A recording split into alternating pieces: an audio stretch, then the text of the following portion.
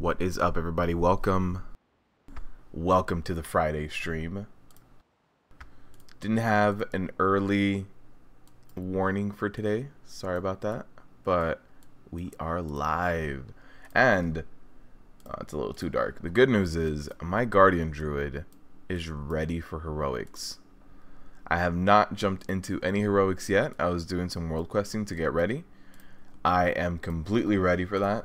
I'm item level 307, so I'm ready for these heroic dungeons. I'm good to go. I'm also just needing to do a little bit of... What's up, Jakar? How you doing, my friend? See, stuff like this, still very slight upgrades to me, but at this point, I'm well equipped. I'm good to go. Let's see if there's anything else besides that ring. That would be a nice upgrade. I think that's it, unless there's something over on Zandalar. But you guys are all ready. Let's see how a Guardian Druid does in a heroic. I actually haven't walked into a heroic yet, so I mean, it could be that it is extremely difficult, and Guardian Druids are actually not as overpowered as I thought they were. But they were doing really well in regular dungeons.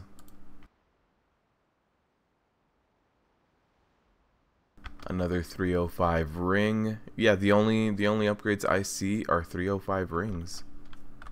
Nice. And versatility mastery is going to be really good. I think crit verse is probably going to be a little bit better, but this won't be too bad.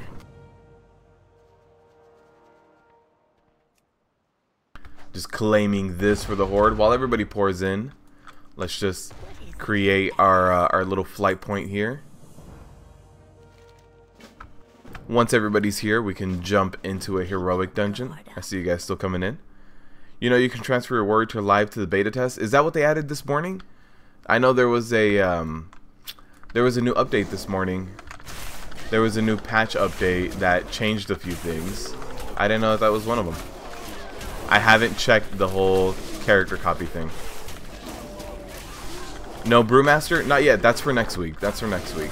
So I was doing the poll with everybody, and I wanted to see what everybody wanted me to do. Let me turn this down a little bit. What everybody wanted me to do. Everybody has been voting for Brewmaster, but that's the next one. I still needed to completely finish heroic mode for this Guardian Druid. Oh, okay, Jakar. I can copy him over. Nice.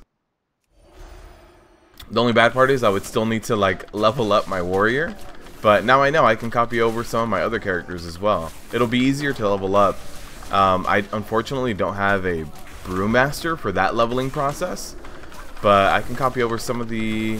What other tanks do I need? I need a Blood DK, and I have a Blood DK on live, so I can copy that one over, make it a little easier to level.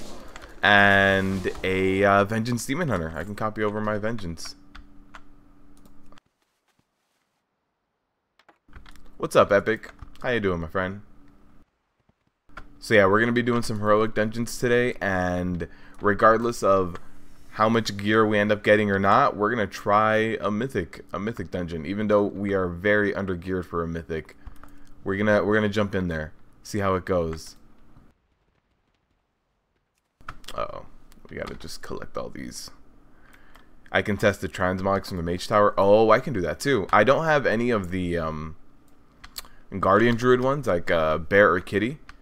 Unfortunately, I only have the Boomkin one, which, you know, doesn't really do much. It's just a different staff.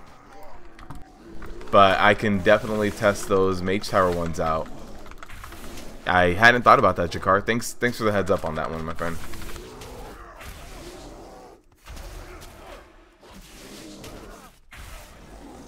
I don't think the logout issue is an issue anymore.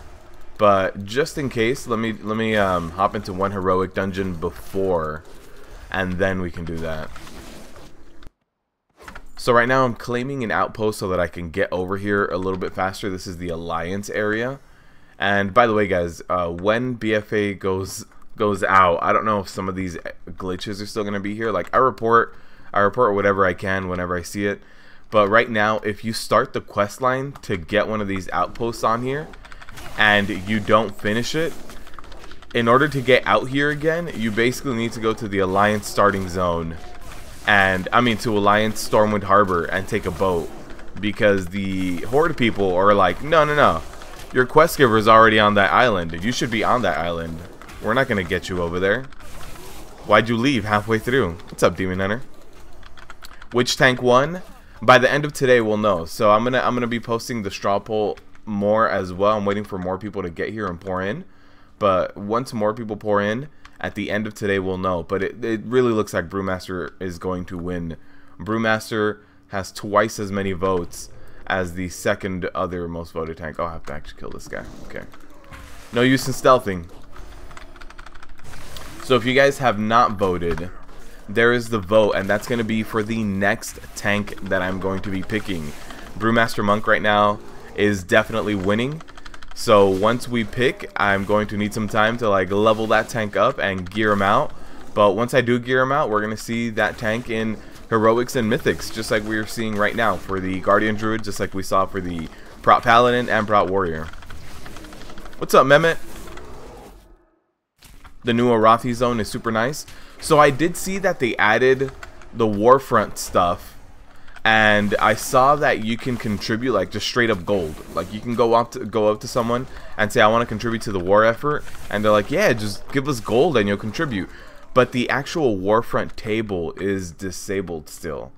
So I guess they're kind of like building all of the other portions of it and then leaving that whole Warfront testing till when they actually have Warfront testing. I don't think there's enough people that play the beta to really have a queue up all the time. So I think that's why they're probably doing it. Ah, they saw me. It's alright. I'm a Guardian Druid.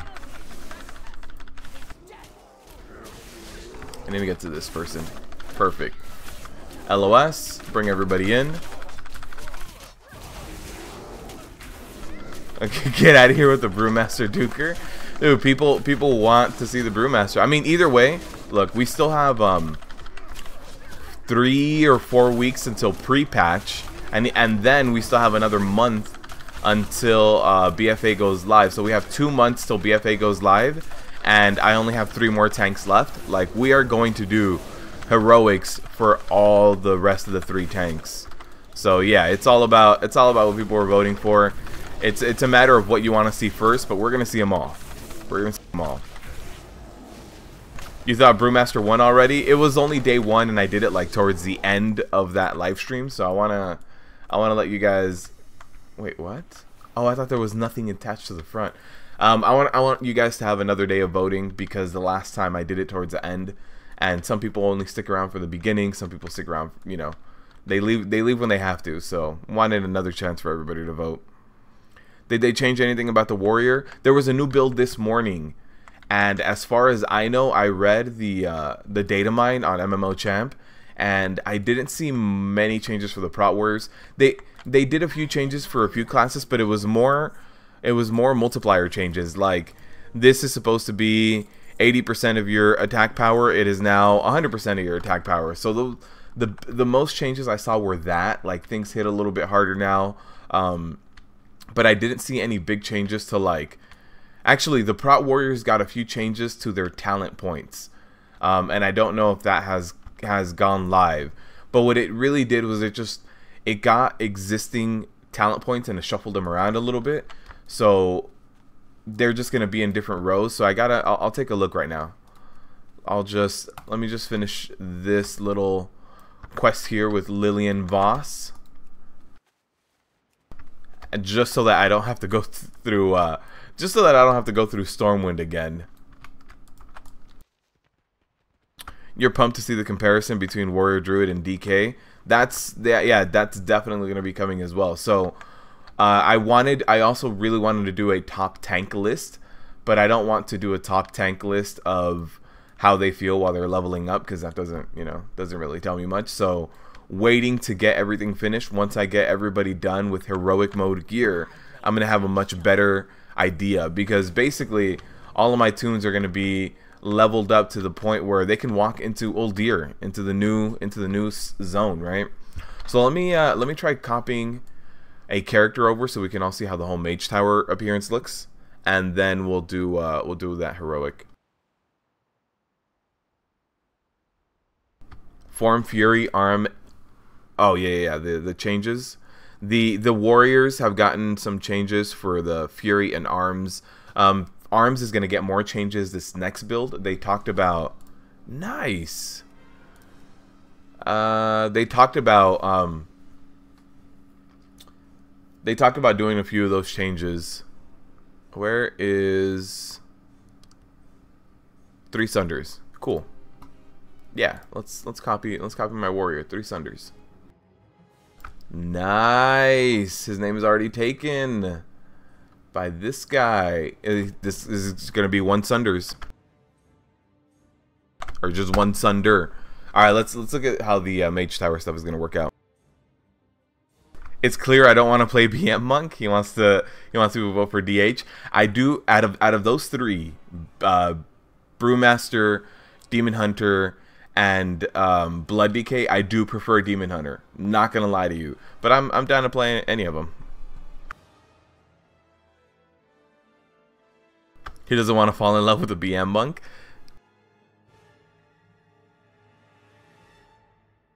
Vengeance already got love in the beta. Yeah, when it was alpha, I was playing Vengeance Demon Hunter in a few of the live streams. Like a few of the when Islands first came out and stuff, I was definitely playing Vengeance. A lot of mobility, especially with Islands. With Islands, you need to have that mobility. It's very important.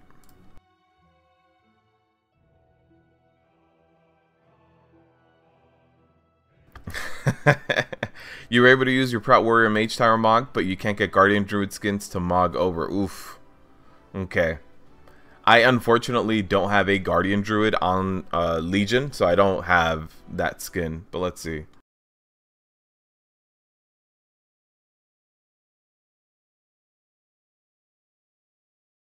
So on my Prot Warrior, I don't think I have the PvP ones.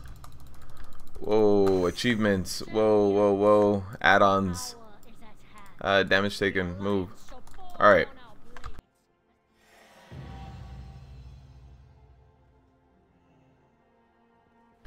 Okay. There's bars everywhere. What the hell? Let's not do... No, not that one. In fact, we can actually get away. Oh no, not both of those. Man, these bars. Okay. Alright. Where's my mount? This is what happens when you have a bunch of add-ons. Transmog. So I don't have the Mage Tower appearance on right now. So let's see. Transmog. Alright. Here it is, guys. So just like this. So this is one of them. This is the hidden appearance. These are the recolors of the hidden appearance. This is the Mage Tower skin. This one. This is from Balance Power, right?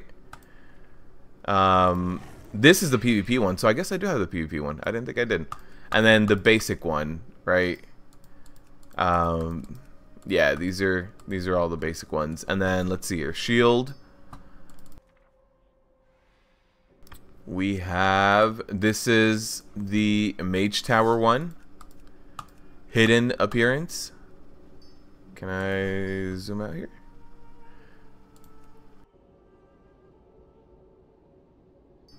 I'm trying to zoom out. Oh no, I guess that's as zoomed out as it goes. All right, PvP one. But yeah, they're all here. Balance is up. Nice. So they all just appear here. The undead is back. Undead is back, y'all.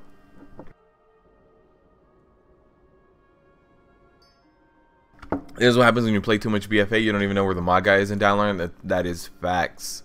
I've been playing so much BfA. Every time I go to live, I forget how to play my Prot Warrior. It's like, come on, spam ignore pain, heal up. And it's like, that feels so weird. What's up, nerds? How you doing, my friend? So yeah, all the Mage Tower stuff is just like different skins. In fact, this page is almost all of it except for this. This is you know, something else. But this is all different skins This is the whole killing all the rares in like Macquarie and stuff. But yeah, this is all the skins. Nice. Yeah, now all the transmog is now here as well. Oh, also in live, I am item level 967 equipped or something like that. I'm in the 960s. That puts me at 250. 250. So from 960, you're gonna jump down to about 260. This is Agramar's Conviction, which was item level 1000 before. It is now level 280. So you get squished down quite a bit. My prot warrior has 42,000 HP, and I don't remember how much I have in live, to be completely honest with you. As far as the changes to talent points, I don't see any changes. I thought they were changing Dragon Roar to be like in 90 or something like that. I don't see anything there. Okay. I could have sworn the patch notes said that a few of these things were changing, but no, they're still exactly where they were. Okay. Good to know.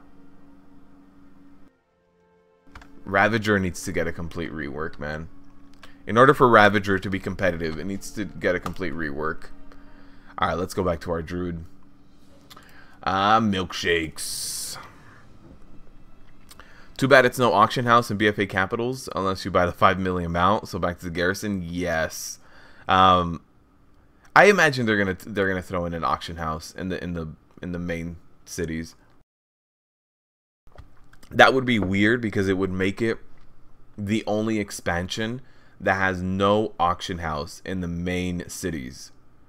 Like, they want us to see the new content. They want us to be there. They want us to spend our time there. They even, you know, there's even a Pathfinder quest where eventually we're going to be able to fly around in this area. They want that to be the main zone.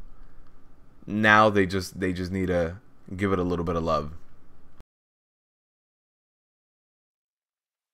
Can I turn off my camera? Oh man. For sure, Demon Hunter, for sure. The beanie's back. Finally. Thank you. Thank you. You know, I was trying to give you a little something extra, nerds. Not 3 Sunders. It was already taken. My other warriors already called 3 Sunders. You tried prot for some duels, meanwhile testing Arms and Fury. Prot is so incredibly weak for PvP. Yes. Yes, I completely agree, James. I was going to do a video with war mode on. So I was going to tell you guys how prot warrior deals with war mode being on. And I logged into my prot warrior and I went head to head with anyone I saw. Anyone I saw, I just ran into them. And I never won a matchup. I did not win a single matchup. Ravager should be replaced with Prot Warrior ability. There it is, Lugs. That's a good suggestion. Like, Prot Warrior artifact ability was great. I loved it. Critical blocking, guaranteed. Ravager. The thing is, Ravager's a 1-minute cooldown and it gives you parry. But with this new system, you want to get hit. You get rage. You get 3 rage every time you take damage with a 1-second internal cooldown, right? So you want to get hit. So Ravager is like stacking crit.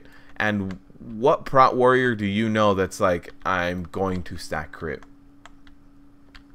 Oh, right past. I have to actually do it with them. If it was just let's queue for a heroic. What are we doing here? We get bonus things as well.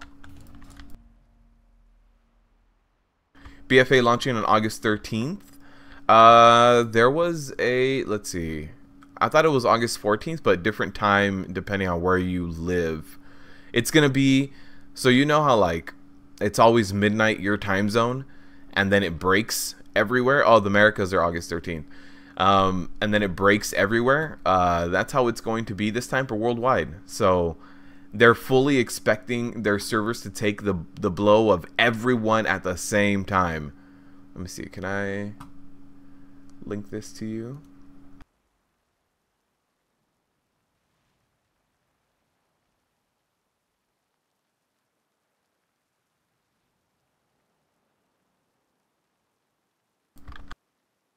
So if you want to see what time zone you are, take a look at that post and you can see exactly that time zone. Oh, Q popped. Alright. I know, it's terrible. Yeah, man, that whole war mode or PvPing. Did I see Methods Go's most recent video about Prot Warriors? Nope, I have not. I have not. A lot of people from your guild are starting vacation trips next week, and raiding might not happen. Oof, I'm sorry about that, nerds. Yeah, and then once pre-patch launches, I don't know if we're gonna be able to do the current content, my friend. I don't know. Please show the Vulpera Zone.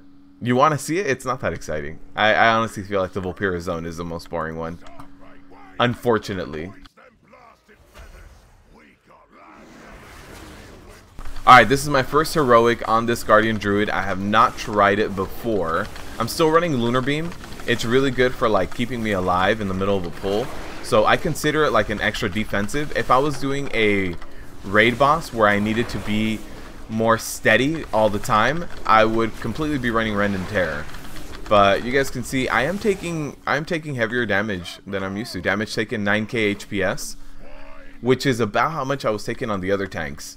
That being said, I also have way more HP than the other tanks. So even though I'm taking 9k HPS, I'm supposed to be taking more damage but mitigating less, right? On this Guardian Druid, I have a lot more HP, so you take about the same damage per second. It seems 6k HPS. It sure looks like very similar HPS damage per second taken numbers, but you also get an HP pool that's almost twice as much. Like when I started as a Prot Warrior doing heroics, I think I was like at 110, 120,000 HP. I have 166,000 here.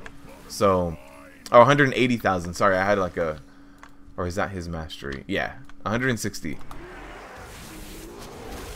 All right, let me drop Lunar Beam here as well. Just a quick little defensive.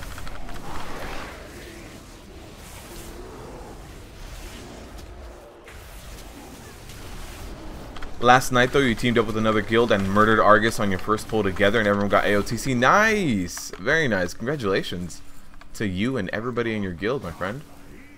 Let's let those guys stay over there. This is a bigger pull, so I'm gonna use a Survival Instinct stack. I'm actually getting hit, you know, now that it's heroic. I'm actually taking damage.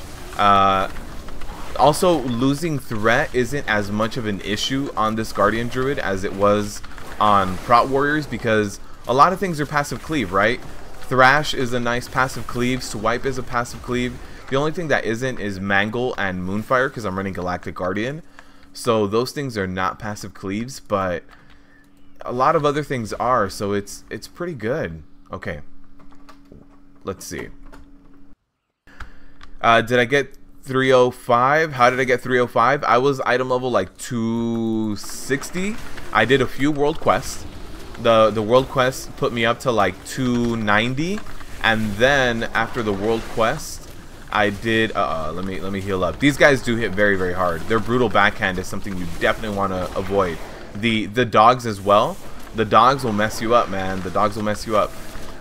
So yeah, after I did a few world quests, I then did I'm going down here. That's one of the hardest hitting pulls. After I did the world quest, I jumped up to like 297, waited one more day, and then the next day had more world quests. So look at this guy with the $5 million mount. Man, let me just use it real quick. You can get on an auction house in the middle of a dungeon. I just thought about that. Oh man. But yeah, I got to item level 305 via world quest. So if you are in the beta and you need to finish off your last couple of levels, what you can do is world quest will first start dropping item level 290 for you, and then once you hit item level 290, they'll start becoming item level 295, and then once you hit 295, the same ones will also turn into item level 305. So if you are on the beta and you want to finish getting that gear, what you should do is look at the ones that have upgrades for you and see how much time they have left. If they have a lot of time left, leave them and upgrade all the other pieces first. And then when you log out, log back in, they should upgrade with your item level 2. So instead of being item level 290, they might become item level 305 or something. But a lot of world quests. Very nice. That was not bad at all. In terms of boss damage taken, 4.9k. That's really good. Most of my other tanks were still taking about 6k during boss fights. Oh, wait, what do we have over there? World quest? Yeah, we got a world quest over here. I remember this guy. I've done him. You finally beaten Legion? Yeah, nerds. Congrats, man. So you guess the only thing left for you to do is mage tower stuff and leveling a druid. You were exchanged on Zandalari? Yes, on Zandalari, man. They're looking real good. What's up, Jakub? How you doing, my friend? Doom slash. Alright.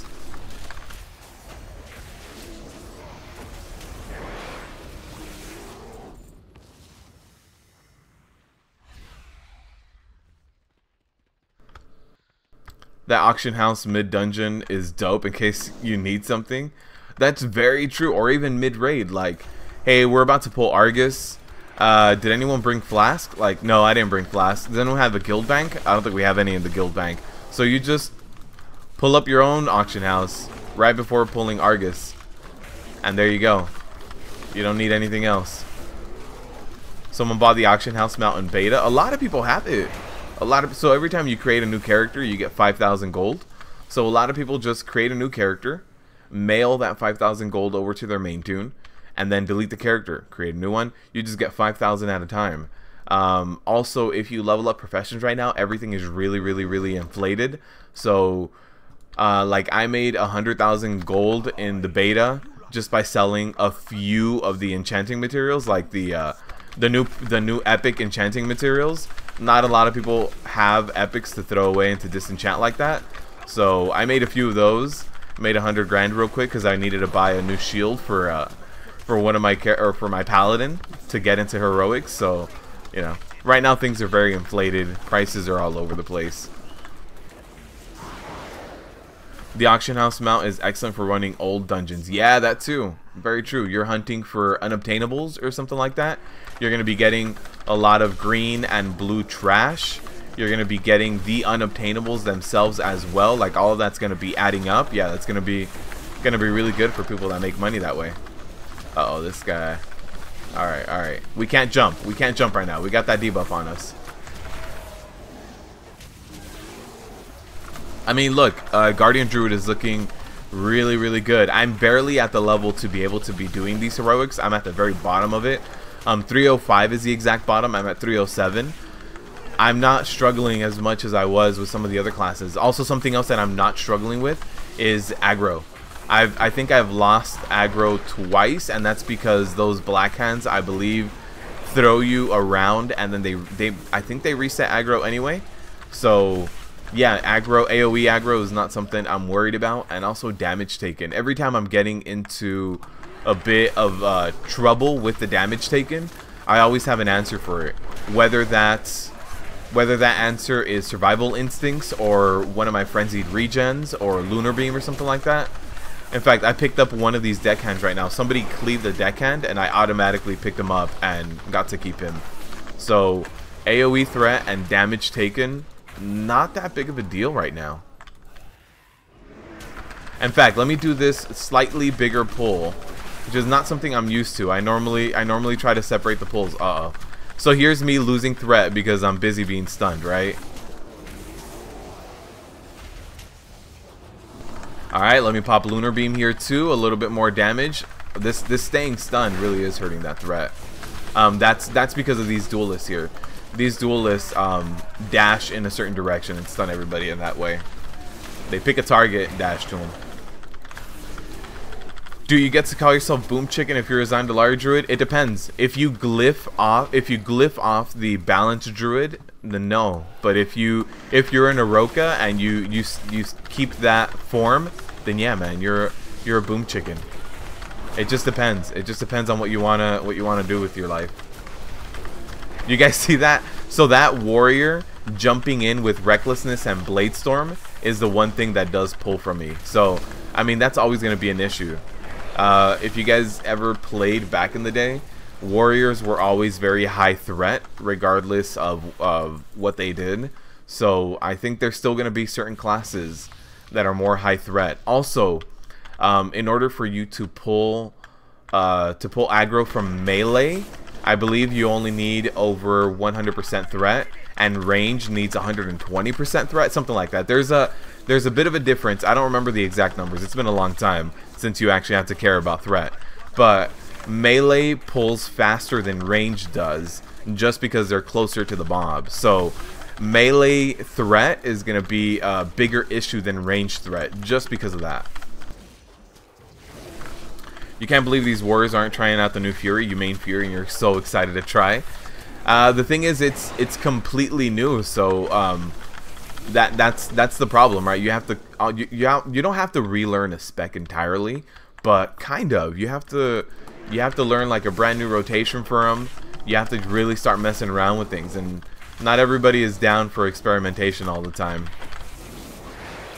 Oh, somebody pulled this stuff too? Uh-oh.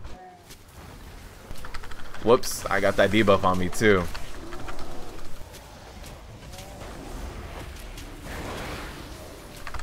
Alright, a little bit of Frenzied Regen, a little bit of Lunar Beam. Look at that healing. Look at that heal. Look at the healing charts. I'm taking a decent amount of damage taken, but look at the healing charts. I am killing it on the healing charts. Like, Guardian Druids, you guys have it all. Gameplay might not be as engaging as you might want it to be.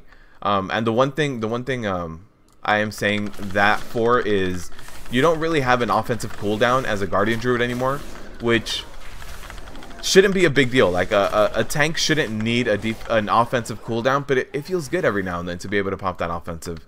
Kind of like a prot warrior popping Avatar, you know, a protection paladin popping Wings, or Seraphim, even though Seraphim has defensive and offensive benefits. But you know, having something that's gonna make you deal that a little bit of extra damage, it feels good.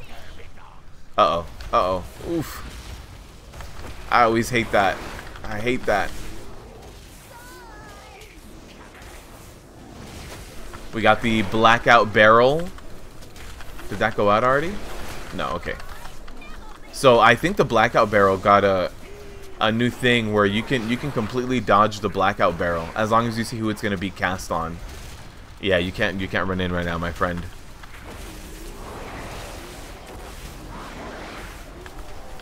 You personally can't wait for the new warriors? Yeah. I need to try it out as well. Although, to be fair, I didn't really play too much Fury in Legion. I tried it out for a little bit. I've always been a fan of single-minded Fury. Always been a fan of single-minded Fury. So, you know, this new Fury that's Titan Grip only, I'd much rather play Arms. Although Arms is getting a lot of love in the next build. They already said that they want to change a lot of things with Arms, so maybe next build. I'm actually still really surprised that they're making such big changes this late into the process. I really thought that by now, 1 month before pre-patch, they'd be ready to go. They'd be ready to go, but they're still doing a lot of changes. Alright, let's, I think I can knock out both groups, to be completely honest with you. Let's try it. I might need to use a little bit of cooldowns, but we'll give it a shot. So, Survival Instincts, 1 charge. Let me do a Frenzied Regen. I have another stack of Survival Instincts that I can pop, but no need for it right now. Here it is. I'm going to stack it up right now. Perfect. I still have my Bark Skin. And no, I'm good. I don't think I'm going to need it. 2 stacks of Iron Fur. A decent uptime with those 2 stacks of Iron Fur. Yeah. 2-pack. Not too bad.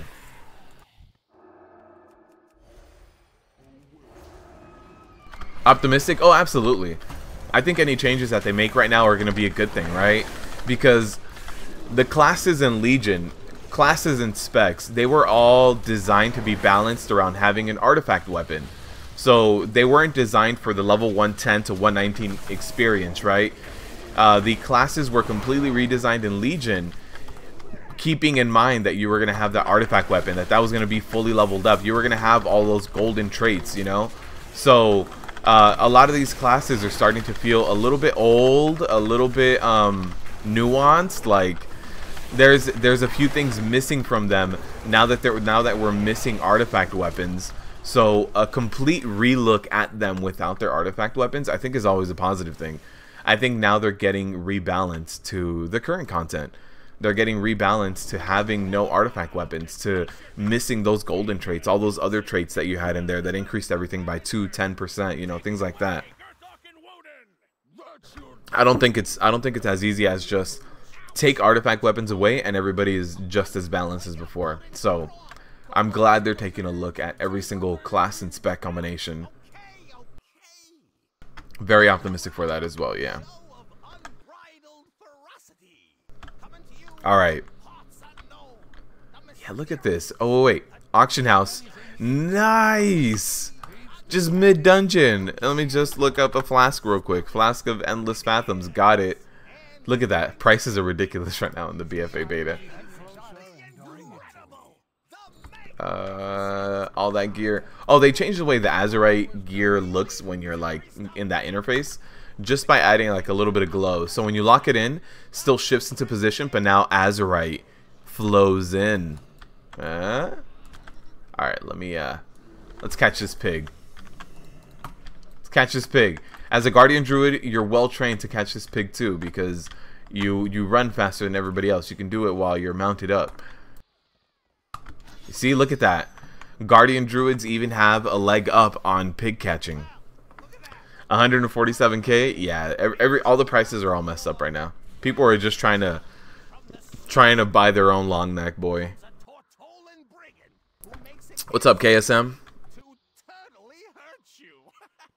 All right, here we go. Yeah, so far Guardian Druids, damage taken seems to be very similar to other tanks. The actual damage taken per second, according to how much gear you have, very similar. The thing is, you also are killing it on the healing meters, and you have a huge amount of stamina. You're probably sitting at like 50% more stamina than other tanks. So while the damage coming in is very similar, you have two other very, very big advantages. Something else I'm also really liking about the Guardian Druid is the 2 stacks of survival instincts, right? Like, let's say Protection Warriors. Shield Wall is a 5-minute cooldown instead of 4 minutes, but it only has 1 charge. Survival Instincts lets you do a really big pull. So let's say there's one huge pull that you're like, we can get this. I just need to stagger my cooldowns. You have more choices and more options for that on a Guardian Druid than you do on a Prot Warrior, because on a Prot Warrior you only have that 1 charge of Shield Wall, and so here on this Guardian Druid you have the option of being like, you know what, I'm going to use them both here because I know I don't need them all. In 2 pulls, the next 2 or 3 pulls, I don't need even a single charge. I'm good. So more flexibility when it comes to cooldowns as well, because of those 2 charges of Frenzied Regen, 2 charges of Survival Instincts. Regardless of their increased time now for like Frenzied Regen, regardless of that, it still feels really good. And even though we don't, you know, and I say we because I'm a Guardian Druid right now, but even though there's no more Rage the Sleeper in combination with Embrace the Nightmare, which gives you like a good amount of leash and stuff like that, you can still do those big AoE pulls. You're more reliant on your DPSers to actually burst things down and to actually get things down while your defensives are up, but that's not a crazy thing to rely on your DPS to do DPS. Like, it's the way it should be. It's the way it should be. Nerf Ink? Yeah, I don't know. Guardian Druids have already been nerfed a decent amount, and I don't think they're going to nerf them anymore. To be completely honest with you, I don't think so. Only 145k per flask, chump change. Man, Richie Rich over here. Would I consider making a bear druid in BfA over prot warrior demon hunter? Probably not. I've never been a fan of playing bears. Like, they've always been very strong. Even when I first started tanking in Wrath of the Lich King, and bears were still very strong. I think Blood Decays were the strongest. I still picked warrior. Something about having a sort of board I really enjoy. Something about charging head first into a boss and hitting them with your shield is very, it's almost therapeutic to me. So unfortunately, probably won't be going away from either warrior or vengeance demon hunter. But who knows, if they nerf the hell out of vengeance demon hunters as well, and they're no good for raiding, then maybe, because right now warriors are not looking like they're going to be amazing for the first raid. So unfortunately, warriors are taking a bit of a backseat. That's why I'm leveling up 2. If warriors looked really good, I probably wouldn't be leveling up 2 tanks. Are we not going to res this guy? I don't even know if we can res him. Is he LOSing? I think the healer might be AFK. Yeah, maybe. Alright, let's see how we do. Even without heals, you're normally pretty good as a Guardian Druid. Let's see. A little bit of Frenzied Regen. Yeah, look at the healing done chart. The healing done chart is the top one. I'm topping that chart, man. I'm topping it. There it is. Healer's back. But yeah, as far as me maining a Guardian Druid, probably not going to happen. Something else is I also have to keep in mind of like content creation, and there are plenty of other Guardian Druid tanks out there. And if Guardian Druid is still going to be the best tank in BfA, there's still going to be a lot of Guardian Druid content creators out there. So if Guardian Druid stays like this, and they're still, I honestly feel like they're the strongest tank. You're still gonna have like the Method family doing a lot of things with Guardian Druids. Are we not? There it is. But I definitely have a very strong bias towards warriors, but I don't know if I'm going to be able to play warrior. In their current state, I have a very strong feeling that they're going to be hard to make it work in Uldir. I'm just a little hard-headed when it comes to leaving my warrior. That's all. Alright, drop down the Lunar Beam. I'm not taking too much damage, but you know, Lunar Beam is going to increase my damage done and my healing to myself as well. So, you know, why not use it right now? A little bit of an offensive cooldown. Oof, I got hit by one of those. It's hard to avoid all of those, by the way.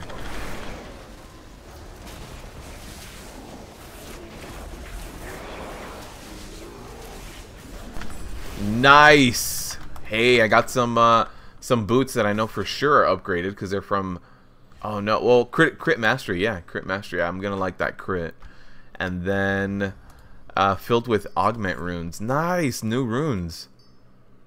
Very nice. And new loaded dice, 335. Oh, I can show you guys the new Azurite thing. So this is when I get knocked back, right? Yeah, so goes like this. Azurite flows in. Very nice.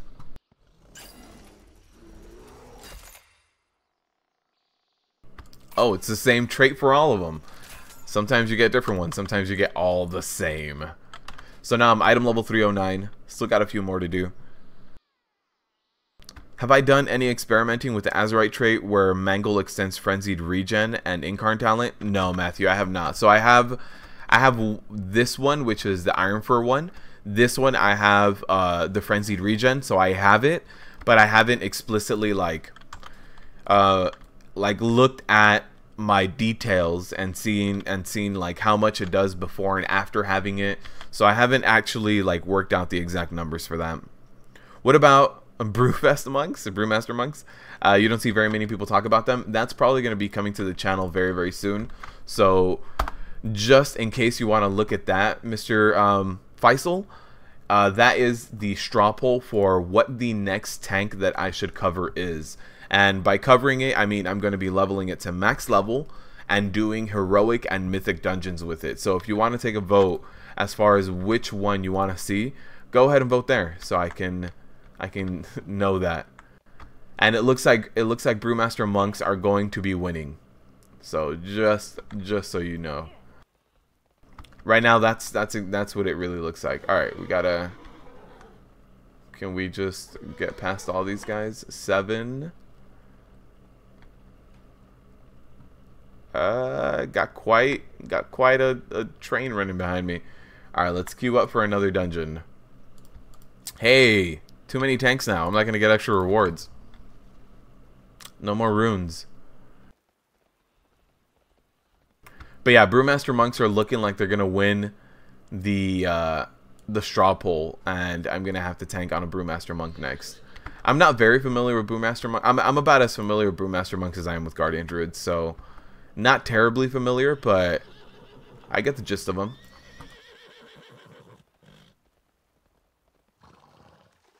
All right, perfect. Yeah, Brewmasters.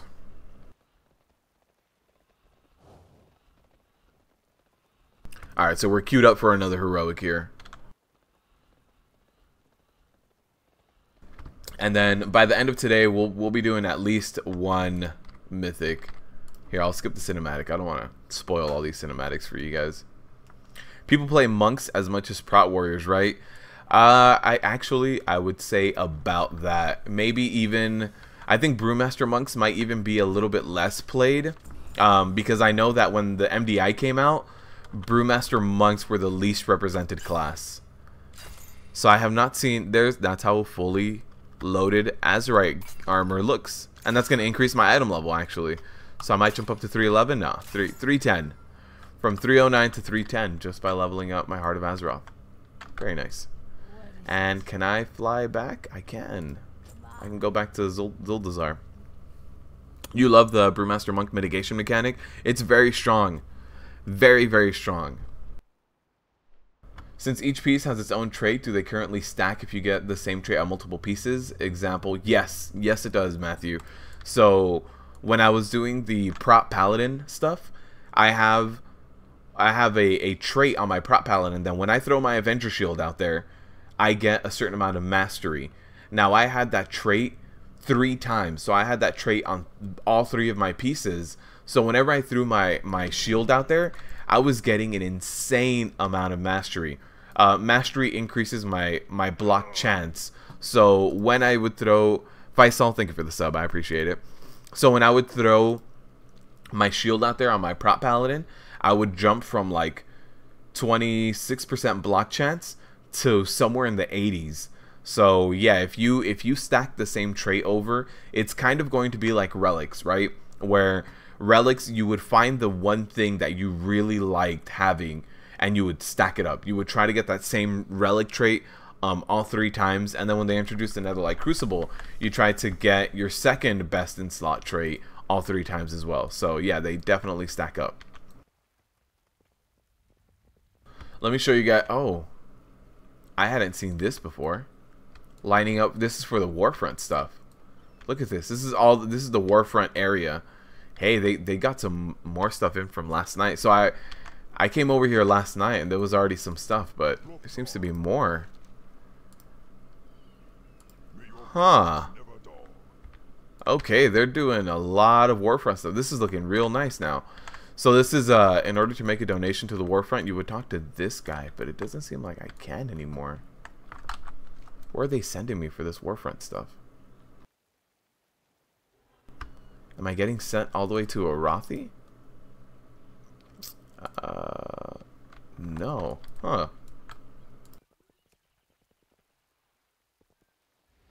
In Orgrimmar.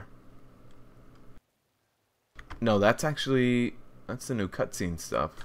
Let me do a /reload. That's crazy. It's something you haven't seen floating around YouTube. Yeah, you can definitely stack those up. I did a whole video on Azurite gear and kind of like what they provide, and they've changed the Azurite gear a little bit since then, but not a whole lot. And the only thing that they have changed since I made that video was blue pieces of gear have 3 rings, right? You see all 3 rings here. Once you start getting epic, you get 4 rings. So the epic gear actually has an extra trait that is like a flat stat. So The first one affects your spec, right? The first one is going to affect specifically what spec you are, whether it's gonna, like a Guardian Druid, it's gonna affect your Thrash, it's gonna affect your Iron Fur, things like that. The second one on Epic Gear is gonna give you a flat stat, like plus haste, plus mastery, plus crit. Third one will give you the same thing as this does, a little bit of healing or survivability, and then the last one gives you Azurite, the empowered.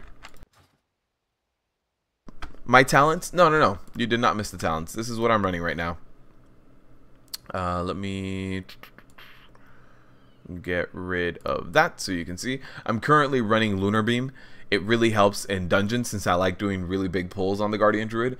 So Rend and Tear is going to be the go-to. If I was raid testing right now, I would go with Rend and Tear 100%.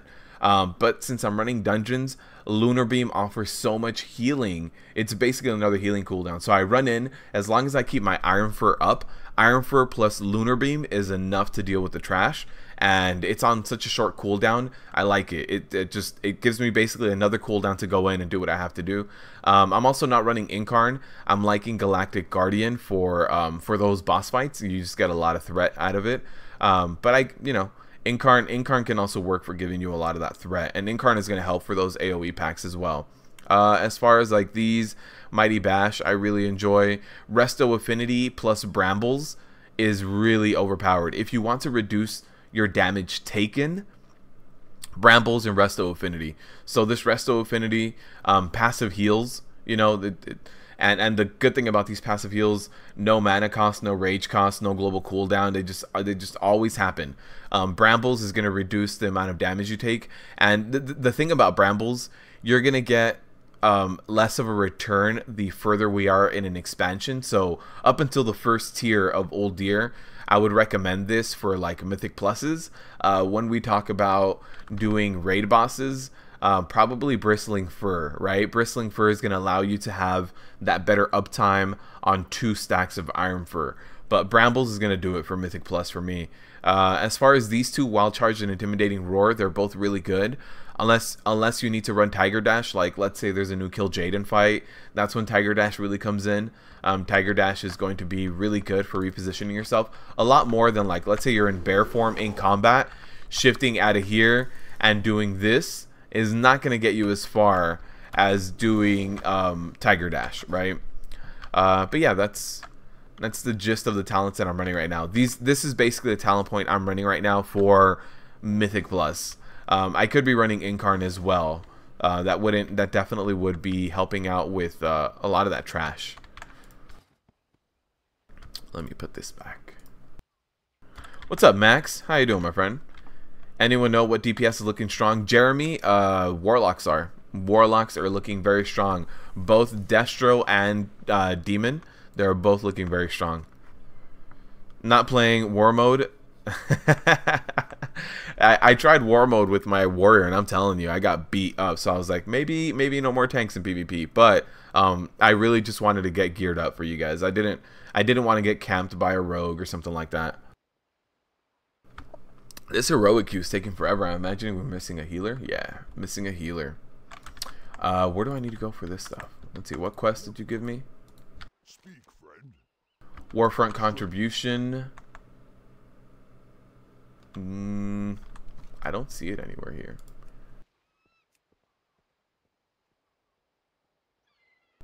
I don't see it.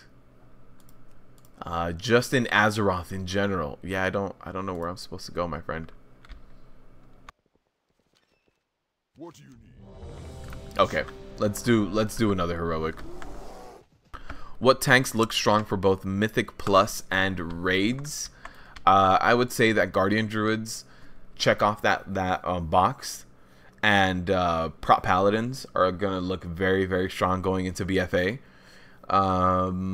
Blood DKs are also in that list, and Brewmaster Monks are probably going to really, really excel in raids rather than in Mythic Plus, but they excel so much in raids. Like if you do a lot of like heroic level and mythic level raiding, Brewmaster Monks might be something you want to look at, because they give you a really nice leg up on progression, right? So Brewmaster Monks, with how much effective HP stagger gives you on progression, it's gonna be insane. Like untouched by anyone else. All right, we can keep pulling here. You can look at the pace that I maintain on a Guardian Druid for these dungeons. It's not a bad pace. And unfortunately, with affixes coming into Mythic Plus, it's not going to be the same. Like, I can't keep up this pace if these guys have Necrotic. I can't keep up this pace if these guys have Bolstering. That being said, on other weeks that you're going to be doing pretty well in, not too much to worry about. Like, if it's just Sanguine Skittish or something, you know, you'll be fine with this Guardian Druid.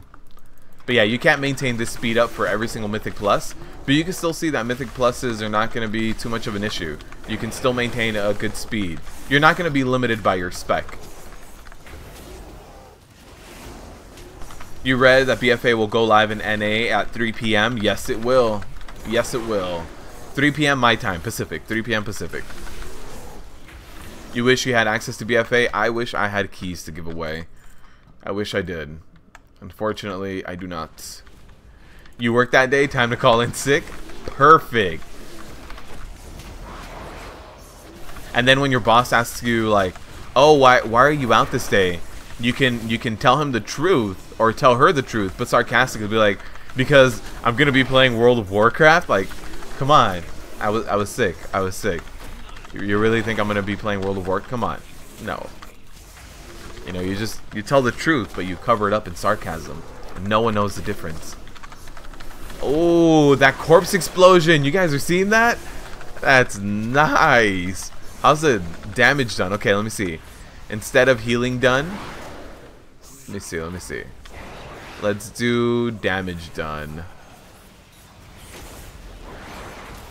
Oh, wow. That Unholy DK is killing it with corpse explosion. Very nice.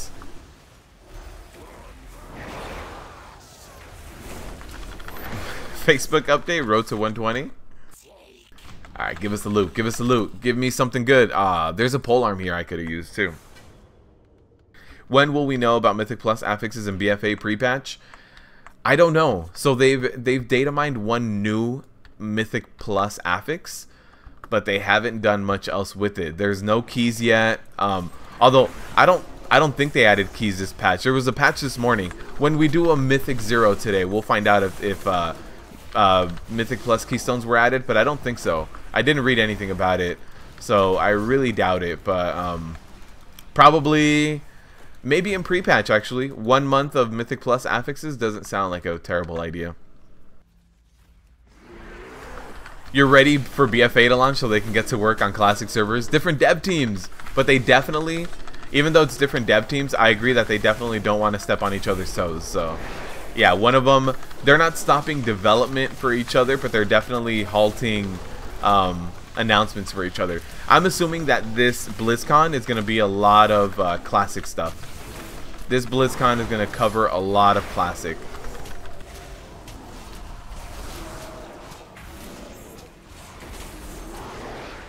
But you can see, as far as DPS goes, Warlocks are still really, really good. The DK was winning when he had that army of the undead, but that's going to be a longer cooldown. But the Rogue is actually killing it as well. I would say that Warlocks still definitely have a lot to offer in terms of DPS.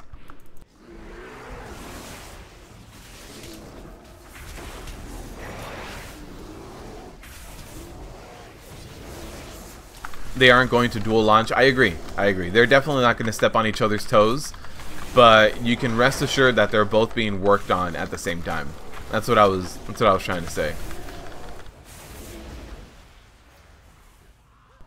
Damn it. I didn't think I had pulled them. I did. I got a little too close by trying to avoid the sandstorm. That was my fault. Theoretically, if you get 3 frenzied regen traits, each mangled would extend its duration by 3 seconds and bonus healing. With Incarn, you feel like you could be getting into maybe you can definitely stack them, and I know that. So yeah, if you get 3 of them, I don't see why not. And if you do pop that Incarn, you know, as long as you have Incarn up, you would be able to maintain that up. Now that might be something that they nerf later, but for right now, it looks like that sounds like it would work.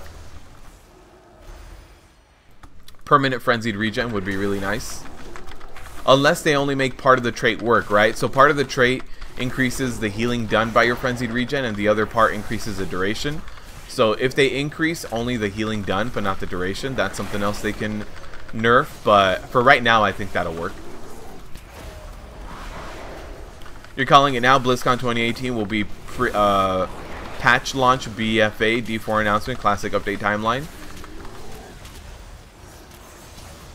So they're gonna launch BfA in August, and you don't think the first raid is gonna drop until November? Is that what you're saying with the whole patch for BfA? You went to check your email and you got beta access. There it is. Look at that. All you had to do was complain, and then they were like, "Hey, do you have Jeremy on your list of accounts? Can you search for him real quick?" Yeah. Oh, he's on my list. He's on my. You know what? Just give him access. Give him access. We saw him right now on stream. He's complaining. He's giving us a bad name. This is not good for us. It's hurting our image right now. You got it a month ago. There it is, man. You could have been running this heroic with me. With a month of gearing up, you could be running heroics easily. And the D4 announcement, I am very excited for that. I like Diablo. I wasn't crazy about the state of Diablo when it first launched with the real money auction house, with the way that gearing was at that moment, with having to do a lot of life per hit, you know, like a lot of that stuff wasn't crazy exciting to me. But the current state of D3, I really enjoy it. So if they relaunch Diablo, brand new D4, new storyline, but they launch it with the lessons that they learned with D3, with seasons, with the way that gear is now, with Paragon levels, I think it would be, with dungeon sets, I think that would be a really strong action RPG.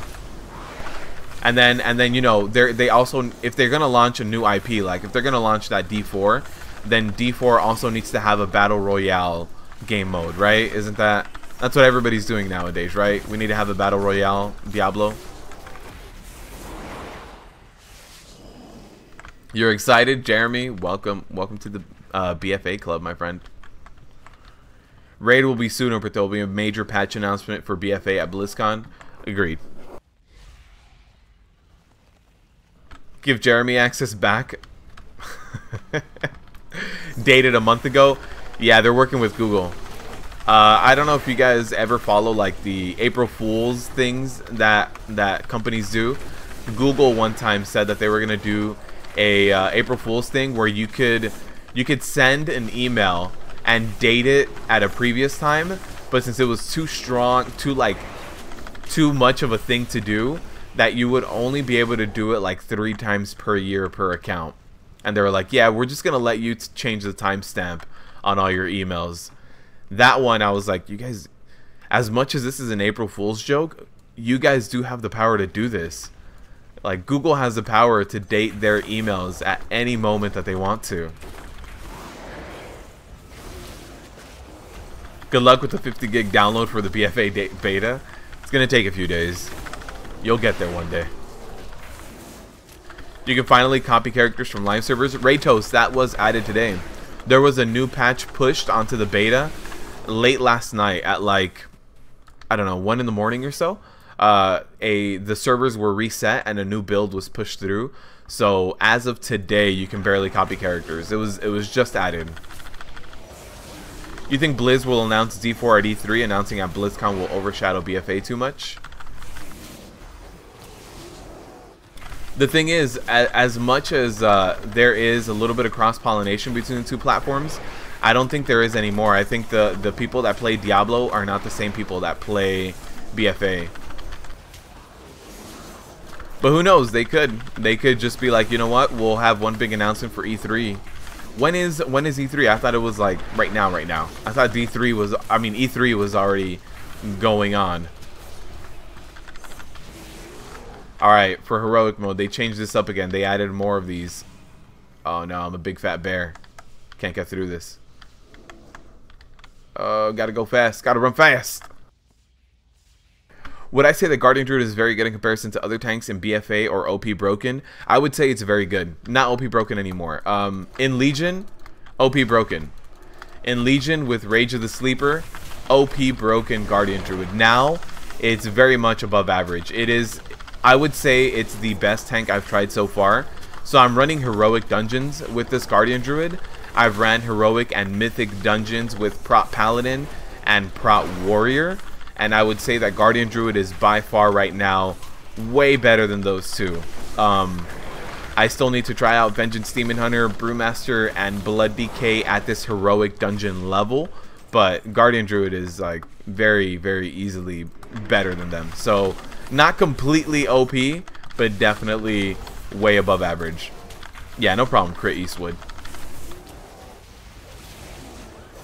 Something is kind of wrong for Guardian with the copy character thing. You can only use your bear mogs with the artifact. Huh. Oh. Yeah, you have to copy over a fist weapon, right? The bear artifact weapon was fist weapons. That might be why there was someone earlier mentioning about their mage tower skins on their bears, that they weren't able to get their mage tower appearance. That might be why you might need to find fist weapons.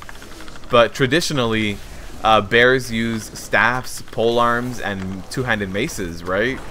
That's actually, I hadn't thought about that. That might have something to do with your mage tower appearance. Obstacle in dungeon, blink blink. Be careful not to blink into it.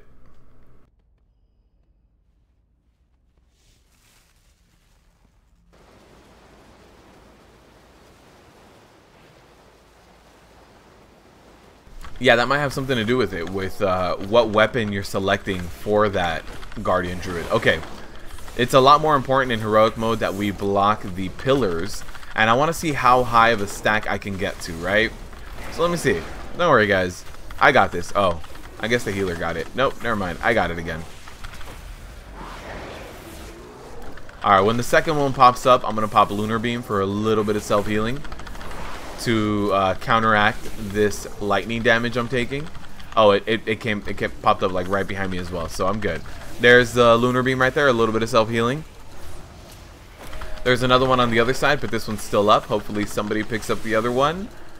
Nobody. Okay, let me go over there and make sure I got it. Popping a Frenzied Regen to stay alive. I have 40 stacks right now. Okay, 40 stacks. Way higher than you would normally go on a tank, but I was still able to take that damage. It wasn't like a crazy amount. I was taking 10,000 damage per second, but my healing offsets it a little bit. Alright. Just... oh no! It got me! That wall popped up on the side, and it got me. Alright, I just need to hit this guy one time and he stops casting. Perfect. No more walls.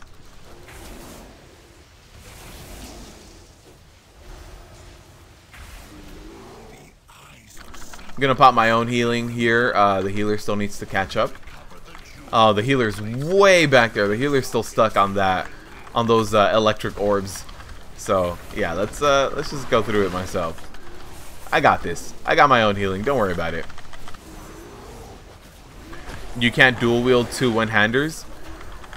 Yeah, they need to come in a pair like they did for the other one, huh? I don't want to go in here yet. It's a lot of trash mobs, a few elite trash mobs as well, and my healer is way over here.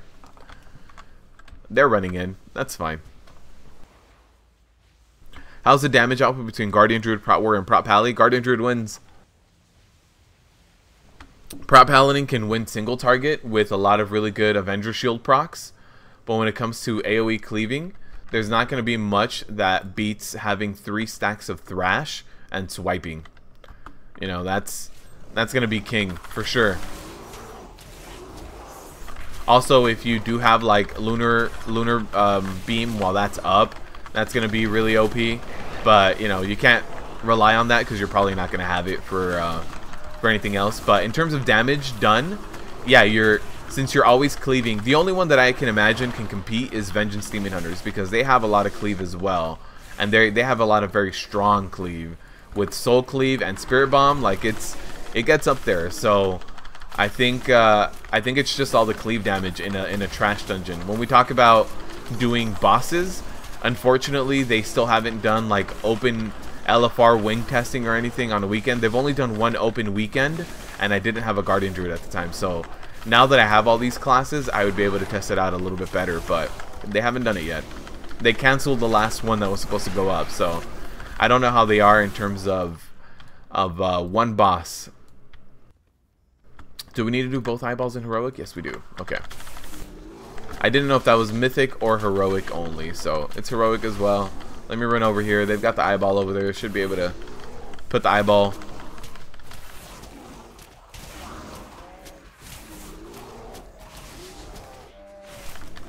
Alright, perfect. Here's the eyeball. Somebody's got to pick it up. Let's go. What happened to the other eyeball? You guys... Oh no, why are we pulling this stuff? Uh-oh.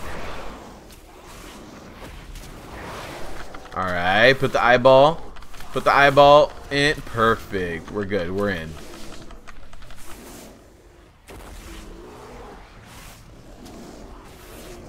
Alright, time to go to the last boss. This is where having Resto Affinity is going to pay off. And that is only because the last boss can take heals from anyone. Also, these Guardians hit hard as hell, by the way. These Heart Guardians there, they hit very hard, and you don't need to pull them. So if you have a group that loves cleaving, you're probably going to pick them up. But these guys here, they are yellow mobs. You guys can see it. It's a yellow mob, the Heart Guardian. You don't need to pick them up. They hit very hard. If you don't need to pick them up, don't pick them up. Just walk right past them. Please, nobody hit them. Why'd you guys hit them? How is AoE aggro for a bear? Beautiful. It is baked in. You have Thrash, which hits very hard, and an AoE around you, and it applies a bleed. You know, the bleed is going to be doing very good threat generation. You have Swipe, which is your filler, also an AoE around you. You basically have an advantage over the other tanks, right? When we talk about prop Paladin, they have their active mitigation is going to do a cleave in front of them. But the thing is, the Guardian Druid doesn't have a cleave. It's an AoE around the Guardian Druid at all times. So it's always going to be applied to everyone around you, whether it's behind you, in front of you, anything like that. You have those dots that are being applied that you can stack up to 3 times. You have Moonfire. If you run Galactic Guardian, that Moonfire is going to be doing a decent amount of damage and also applying another dot. Mangle is going to be doing heavy aggro, and that's just it always has. But yeah, the fact that a lot of your fillers are just passively cleaving helps out a lot. And not passively cleaving, passively just AoE. Everybody around you is going to be getting hit by these things. It goes a long way. But you hardly feel the threat change if you're running a Guardian Druid. If you're running something like a Prot Warrior, where you have Thunderclap on a 6-second cooldown, Revenge costs your primary resource, and it's very expensive to use. You know, on stuff like a Prot Warrior, you feel the changes. It hurts. It definitely hurts. But on stuff like a Guardian Druid, yeah, you don't really feel it too much. Alright, so let me pop my Lunar Beam here. A little bit of extra deeps here to take down this Hexer. And this Guardian does hit hard, so a little bit of extra healing for me. Alright, let me walk away from this guy now, since we took him down. Since this is heroic, we do also get these Plague Doctors. Now, this orb that dropped from this Guardian, we don't want to activate it yet, because right now, while this guy's still up, he's still diminishing the amount of healing that the boss is receiving.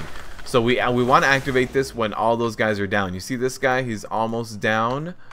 I want to activate it as soon as he dies. So here he is. Perfect. So there it is. And then I can also heal myself and heal the boss a little bit and go back into bear form. Just a little bit of help. Not a whole lot. And Guardian heals don't do crazy amounts of healing. But like, let's say you're a prop paladin, just lay on hands that boss. You're good. All right, where's the guardian spawning here? Here he is.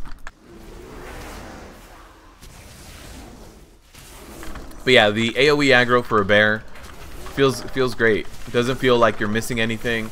It doesn't feel like, hey, I'm gonna go down any moment here. Somebody please help me, pick me back up. Like, it just feels good.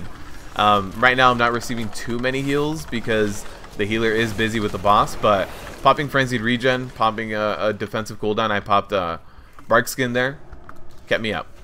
No big deal. Nobody is popping the orb yet, I don't think, unless they, oh, they might have. I don't see it, so maybe they did. Yeah, they definitely did. Nice. I think the boss came down now. And I've been seeing this happening in the beta more and more, was that as soon as a boss goes down, you get another little phase. And I don't know if that's intentional because it never did it before. So I'm not quite sure.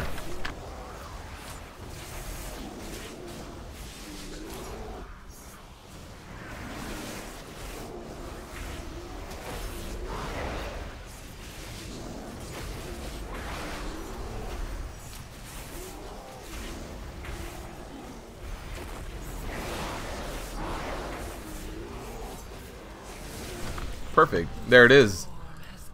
Second heroic dungeon done. No problems at all. There was nowhere where I was like, oh man, I am for sure gonna die. I don't know if I can do this on a Guardian Druid. So even though my gear is still very low, I think I'm probably like 311 now. No problem. Let me see. Yeah, I'm item level 311 now. Something else that is going to go live in the channel as soon as this live stream is over, I have the first look into Guardian Druids happening. So if you guys are interested in that more edited content of Guardian Druids, I believe it is, let me look. It's a 3-minute video of just the first look. Nothing too crazy in depth in terms of numbers, but just everything that's changing. All of the talent points, there's only one talent point, abilities, you know, things like that. Can I stop praising the Druid, your prot warrior? My prot warriors. Dude, my prot warrior is stabbing himself as well. I'm not going to main a Guardian Druid, but I think it's very important to recognize that Guardian Druids are so above other tanks. It's as a prot warrior, it hurts playing this Guardian Druid.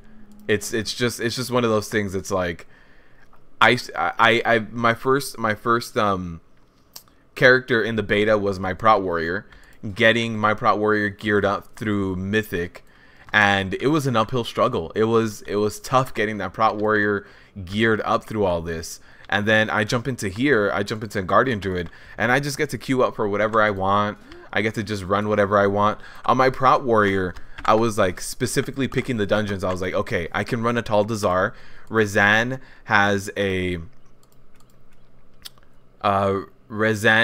a shield for me, so I need to pick up the shield. It's gonna be a huge upgrade for me, so I need to run this. So I was doing the LFG tool, running only this boss and only for the shield, and jumping out, resetting, jumping back in. That's all I was doing because I was like, I need to pick my upgrades because I can't walk into any dungeon and just do it. And then I get on this Guardian Druid and it's just like, queue up, whatever it is, let's do it. So it hurts me too, and I'm not gonna main a Guardian Druid in BfA, but it's one of those things. It's like it's important to see how big the disparity is, and it really is. It really is one of those things. It's like, oh man, I can't believe things are this far apart. And even Guardian Druids have been nerfed a lot in comparison to how they are in Legion. So it's like, if I had a Guardian Druid in Legion, you're gonna tell me that I would have been an unstoppable force? That I would just pop Rage of the Sleeper and then just run in and be unstoppable? Like, that sounds intense to me. Just being completely unstoppable. I think the transmog guys out here in Zuldazar were like in here somewhere. I want to see if I can find them to see. Not here, maybe over there. Because now that they added the whole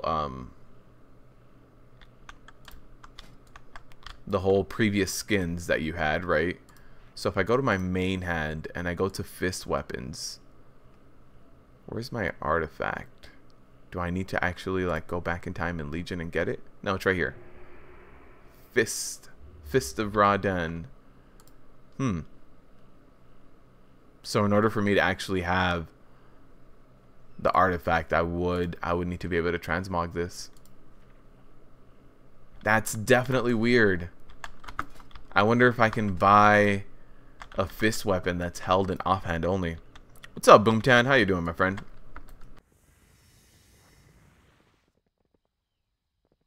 Let me go to an auction house and try to buy an offhand, like just any kind of random offhand weapon. I don't think I have one in my gear. No, these are all like staffs and things. This is a trinket. But if I can buy an offhand, then it would definitely be weird, because I don't think there's gonna be much in terms of weapon. Let's see, offhand. You know, there's not gonna be anything specifically. Oh, here it is. No, that's a dagger. I wonder if it'll actually let you do that. That did say one hand. It could have been offhand. I don't know. I need to try this now. So maybe if I can get these two one hands with Motherlode and Temple. This one is mythic only. Okay, we even have one in the Underwrought. Does it drop for Guardian? Guardian? Oh, it doesn't even drop for Guardian. So I would have to pick up Feral or something. No, Balance? It drops for Balance. It has intel on it. So I don't think I can transmog to this. That's a really, really weird oversight, if that's the case. How are things today? Things are looking great today, man. This Guardian Druid is just ripping and tearing through these heroics. I hardly need to worry about what cooldown I'm using. Every now and then it's like, oh, I'm below 60% HP. Time to pop a Frenzied Regen. Oh, I'm below 50% HP. Survival Instincts. That's, you know, that's the extent of things right now.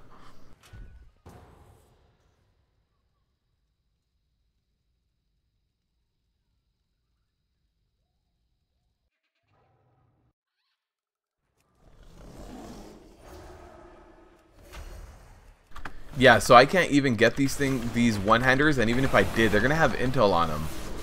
So I don't think you can necessarily transmog to that Mage Tower appearance yet, which kind of sucks.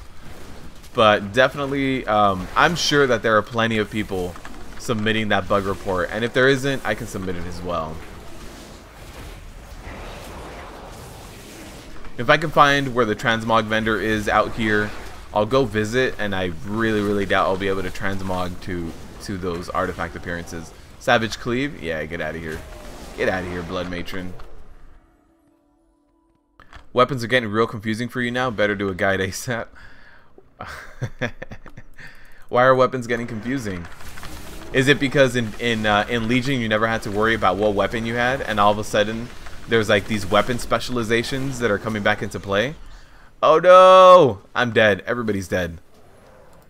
Those ticks, I'm telling you, man, those ticks are deadly. I don't understand. I think everybody has to run away from them, so you have to kind of kite them and kill them that way. Just snare them and run away from them. These guys always pull, and I also want to be going left regardless. First you need to see where these matrons are, right? Now that I know where they are, I know which way I need to go, which I need to go left, because I don't want that big pull with those matrons there. This guy might be pulling that pat, which is going to be unfortunate because we're not going to go that way anyway. So that pat is just going to be extra trash that we're going to be doing. That's right. Yeah, man, weapon skills and specializations were something you used to have to worry about a lot. Let's see. Please don't pull him. Please don't pull him. Please don't pull him. Come over here. Please don't pull him. Please don't pull him. Too late. We pulled both of them. I saw it pull behind me. I saw it pull in front of me. So, great. Now we have a double pack of matrons, which is not a fun time for anyone. Double pull of matrons hurts like hell. So I'm going to be stacking. I'm going to be popping all those defensives, staggering them right now. So I do have those 2 matrons on me. Let me pop a little bit of healing.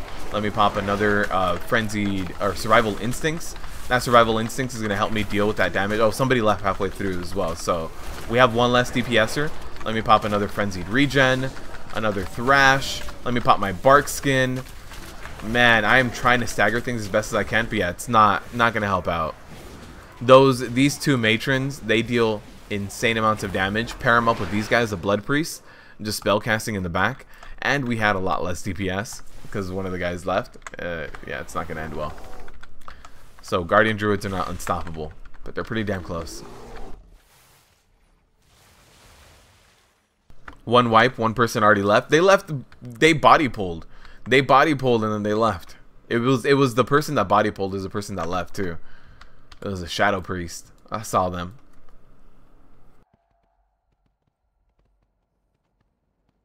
All right, so I want this Pat to come back. We're just gonna wait right here.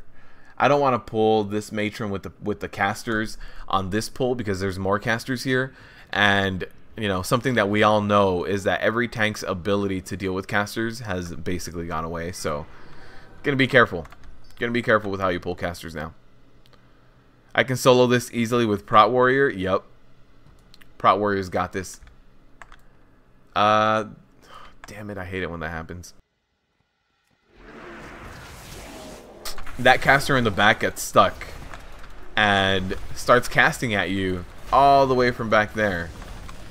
Actually, that caster disappeared now. What the hell? I don't know what happened to that caster. Either way, not bad. There's a savage cleave going out on my group, hitting them in the face. Perfect, perfect. Yeah, there was there was that Pat. That Pat normally has 3 mobs. Oh, there you are, Mr. Pat. Why? Hey, what the hell? What's wrong with you? What? I can't even taunt you? Okay, guy. We'll just leave you there. That's fine. You can stay there.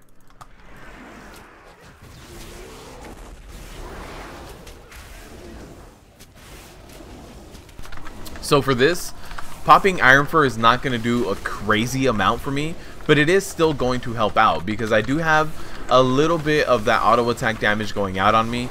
But the thing is, the majority of damage going out on me right here is a lot of these casters.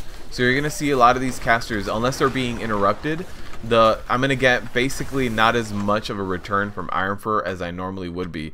That guy's just stuck there. Whatever, Mr. Headhunter. You can stay down there. You can stay locked in that basement, my friend. All right. Everybody's here. Everybody's here. Let's go. Boss time. Unfortunately, I no longer have any stacks of survival instincts because we used it for that really big pull. There's a Sanguine Feast. You guys see, last week we did this boss and the Sanguine Feast cast was not there, so it's definitely weird.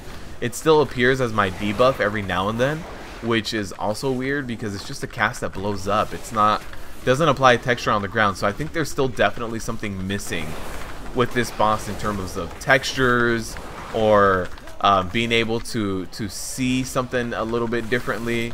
It's a little weird. It's a little weird. We can also interrupt that blood bolt. Watching this is giving you autism. I'm sorry, my friend. Why is this giving you autism? Do you think that like Guardian Druids are really weak and you're like, this is all just, he's just full of shit. Guardian Druids need buffs.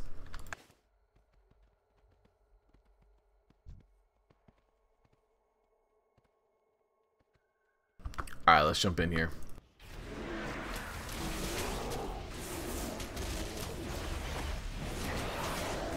Now again, these ticks are gonna be blowing up. Oof! Look at that. It's all about that kite. I thought these guys were gonna be far enough, but it looks like it's gonna be a little bit more than that. I don't want to use the soul stone and just blow up again. So we'll just spawn with everybody. Hey, this guy's back up. Perfect.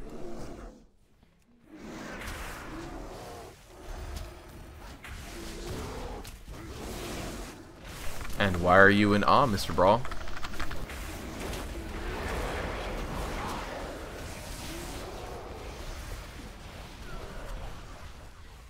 Alright, let's go back over there. I think we only have one tick up at this point and the maggot. They don't need buffs, they need a redesign, they're boring as fuck. I agree that their rotation is very boring and very flat. That being said, that doesn't stop them from still being very strong in the state that they're in. Boring, yes. That's one of the main reasons I really don't want to play them is you use your filler a lot more on a Guardian Druid as you do on any other class, but they're still very, very strong. Like in terms of how the tanks are right now in BfA, they are still ridiculously strong. But yes, very boring. No offensive cooldowns. A lot of filler. I do agree that their rotation it leaves a lot to be desired. For sure, Boomtown. Enjoy your lunch, my friend.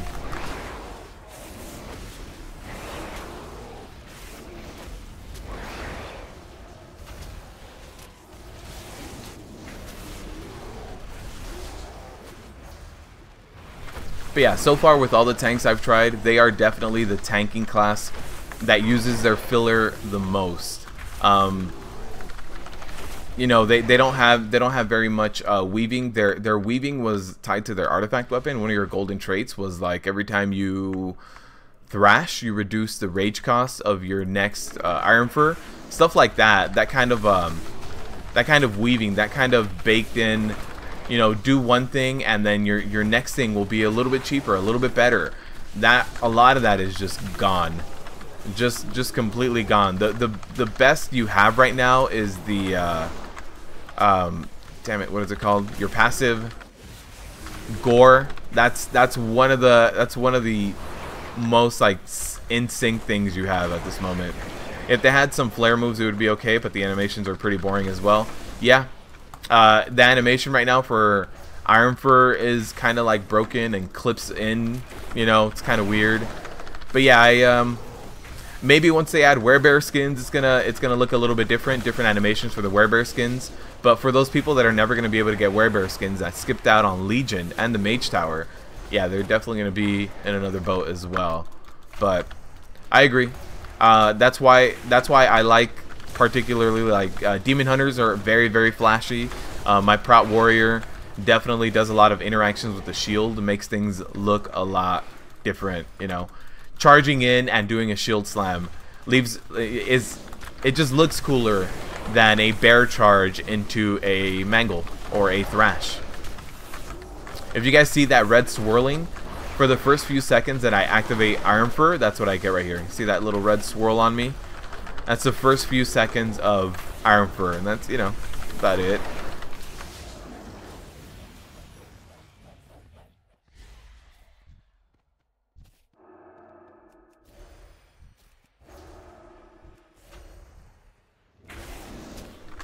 How are Guardians doing in BfA? Still haste mastery?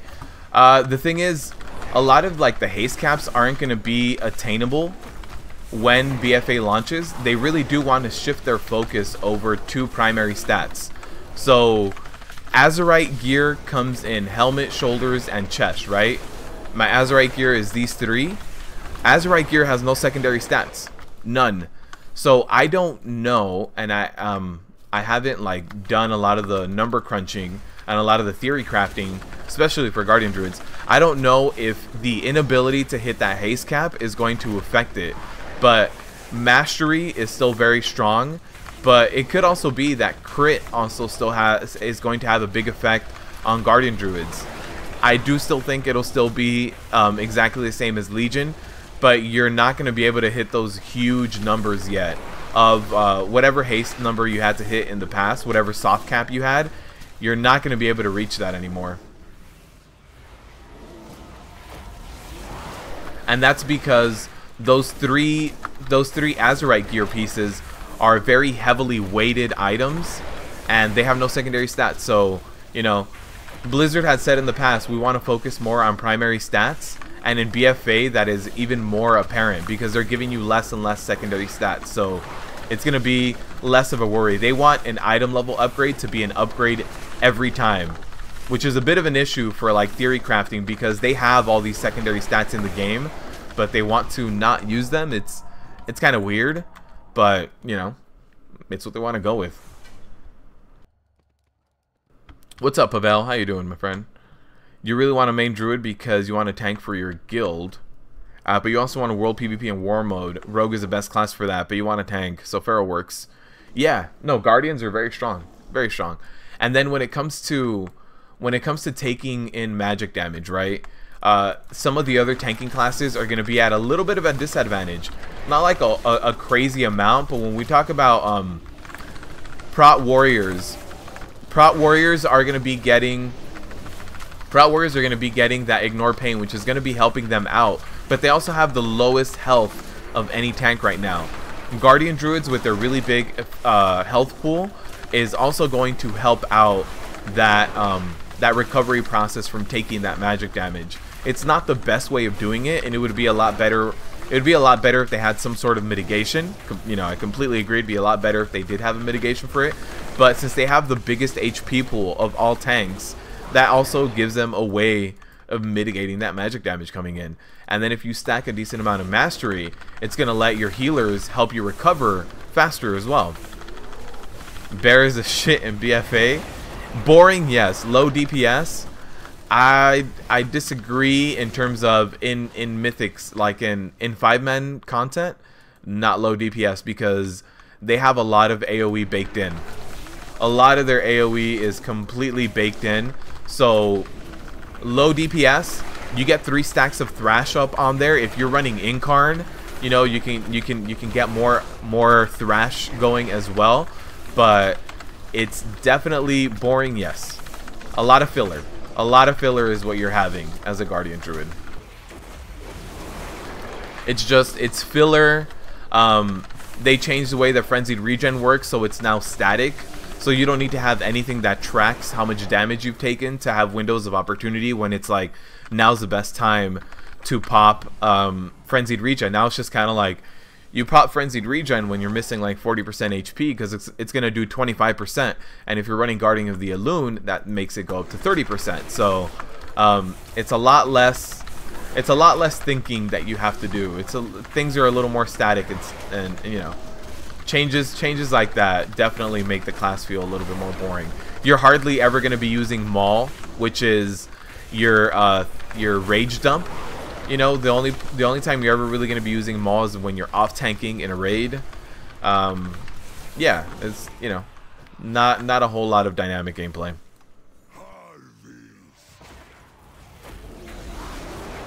But in terms of calling them shit, I disagree. I think they are really strong at mitigating the amount of damage that they're getting in. Like they can go a long way with mitigating a lot of that damage. They're one of the better tanks when it comes to taking in damage and offsetting it either with their healing, with just their active mitigation, with just Iron Fur up. You know, they do really good at that.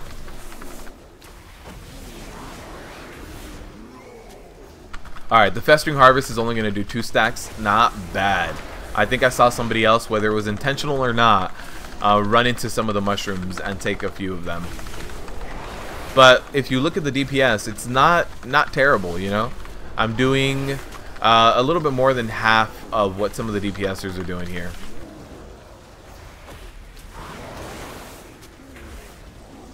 I definitely want this shockwave to hit this like node of 4 mushrooms here. Perfect. Let me pop a Frenzied Regen. I'll tell you what, with Guardian Druids, even though it's boring, it feels better to be a little bit boring rather than fighting for your life all the time with some of the other tanks I've tried. I would say that so far with the 3 tanks I've tried at endgame, Prot Paladin is the most engaging. They have a lot of those procs with Avenger Shield. Avenger Shield does a lot for you when we talk about having the Redoubt talent point, having the Azurite traits that make you stack mastery. So when that Avenger Shield goes out, it makes you think like, okay, I have a few seconds of uptime of both Redoubt. I have increased mastery, which is going to decrease the damage I take while I'm in Consecrate. It's also going to increase my my blocking chance. So these things, like, they're gonna matter. Like, okay, I just threw out an Avenger Shield. I got a ton of mastery now, and so staying in that consecrate is very crucial for me now. Getting all the mobs in front of me for that blocking chance is very, very critical. Like there's a little bit more of a thought process when it comes to some of the other tanks. And with Guardian Druid, you stand in, you get your active mitigation up. If there's a lot of them, you want to maintain a good uptime on 2 stacks of Iron Fur. You also want to pop your Frenzied Regen every now and then to help out your healer. Yeah, there's maintaining your Thrash uptime. That's very important, but it's not difficult to do. So yeah, it's a little more static. But Guardian Druids, I feel, have always been that way. Their mastery, you know, is not anything crazy. You just, you know, you get maximum health and healing. Like it's very passive. There's nothing you can really do with your mastery. Your mastery helps your healers pick you up, and it helps you be a bigger health bucket. I'm gonna put out that first look into Guardian Druids after this live stream, and you guys are gonna see that my biggest complaint is the class feels flat. It just feels like you're a big punching bag. You're really good at being a punching bag, though. You are the best at being a punching bag. No other class can beat you at being a punching bag, but you know, you're not doing much else. 27% verse. It's not that. No, I don't have 27% verse. Oh, on live. Got it.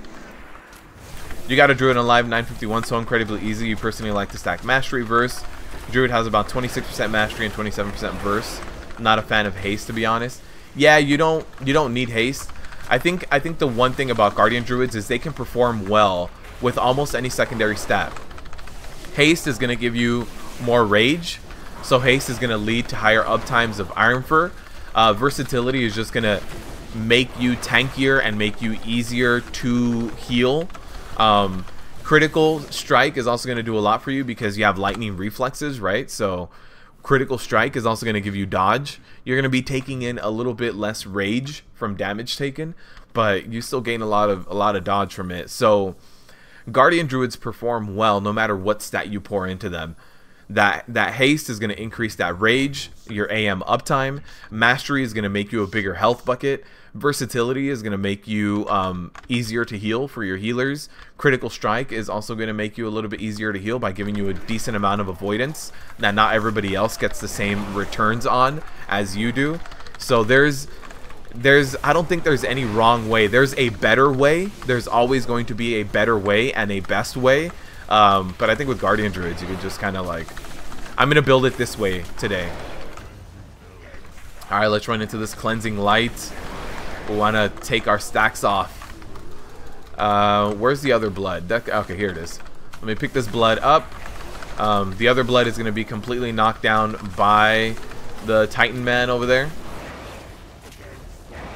Also, something else cool with Guardian Druids for this, you can just Moonfire the Spores. The Spores literally have 1 HP, so you just Moonfire them. Take them out.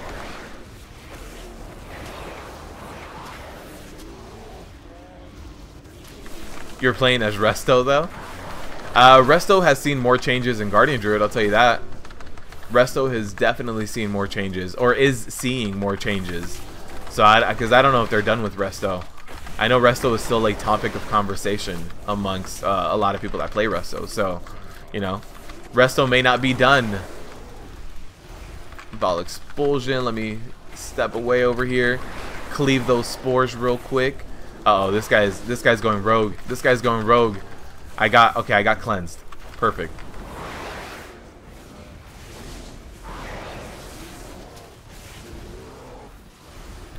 Yeah, the only way you can deal damage to the boss is by killing these blood visages. The spores are basically just there to kind of take over the room slowly but surely. I have a lot of passive cleave, so I can kind of run next to them, throw out a swipe, throw out a thrash, start clearing out the room a little bit. I still haven't used a single stack of Frenzied Regen, so let me actually do that now. Now that we're starting to go down a little bit more. But you guys can see that even having to use my cooldowns, not as necessary as it probably should be. Let me run into this Cleansing Light. Let me pop another Frenzied Regen. Maybe my healer's having a bit of a harder time. Alright, we got the last Blood Visage here. The boss has 1 HP left, so this Blood Visage is it. Once we take this guy down, or if the Elder Titan takes his down sooner, which he did, there it is. Perfect. No gear for me. But I did get an Azeroth. Heart of Azeroth level. I thought I left the team. Leave instance group. Perfect. Go to WoW folder. Copy data file. Start beta. Download drag. 10. Oh yeah, nice. You can do it that way. You are completely right, KSM. It's actually something I hadn't even thought about. Let me try to see if I can go to Orgrimmar real quick. Try to get my hands on an offhand, but I really doubt it's gonna work. I really doubt. About which main to keep, DH, Druid, or Paladin. Gondor, it depends. It depends on what kind of gameplay you want, my friend. If you are okay with being the strongest tank, but you're gonna have a lot of filler, you can keep your main Druid. If you want between your Demon Hunter, Druid, or Paladin, I believe it's going to be one of the most well-rounded tanks. They have a lot of block, which is going to do really well in Mythic Pluses. They also have Holy Shield for raid bosses that do a lot of magic damage. They have a lot of fun, engaging gameplay as well. Their Azerite traits are looking really good too. So if you want a tank that can do a little more all around, a little bit of that Mythic Plus content, a little bit of that raid content, and you can actually have extra cooldowns with Lay on Hands, Blessing of Sacrifice, I would suggest that Paladin. Demon Hunters are going to perform really well for 5-man content. In raids, they're still lacking a little bit. That being said, I think you can make up for that lack of raid survivability by just being a really good Demon Hunter tank. So that's my take on all your tanks that you have. If we're gonna hot ourselves up just to get more aggro or something like that, you don't mind? You just got the beta today, Havoc. Welcome to the BfA beta club, my friend. Yeah, let me just skip across everything. Look at this. The beta servers are definitely like some old servers they had lying around, because whenever you try to load up a map, like let's say one of the new maps, they take a little bit to load up if I'm there. Not that bad anymore. When you first join in, it's like, oh man, things are gonna take a while to load up. Lightning Reflexes, never seen that one. Gonna look into that. Still disappointed that Dodge and Parry have diminishing returns. Yeah, and then Dodge and Parry is gonna have less with Rage from damage taken, which is, it's going to suck that way. You know, there's a few things that you have to worry about when you stack Avoidance. Also, when you stack Avoidance, you're gonna be spiky, right? While your healer wants to know exactly when they can heal you. If you're avoiding everything, they're not gonna know when they can and can't heal you. All right, so I bought 2 one-handers, right? None of them say main hand.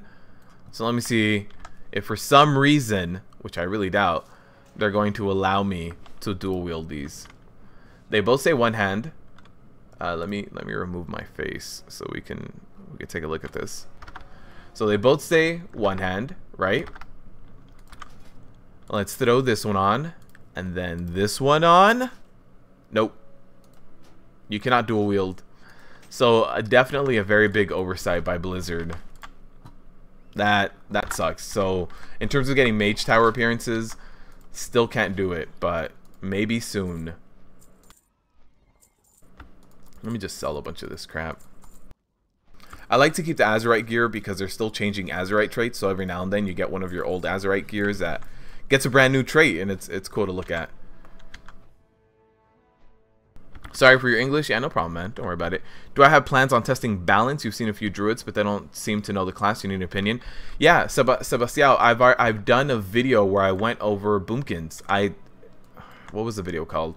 Something about like the new balance druid or something like that. I went over all of them, and I believe I've done 1 leveling dungeon as a boomkin on stream. So yeah, I've covered them.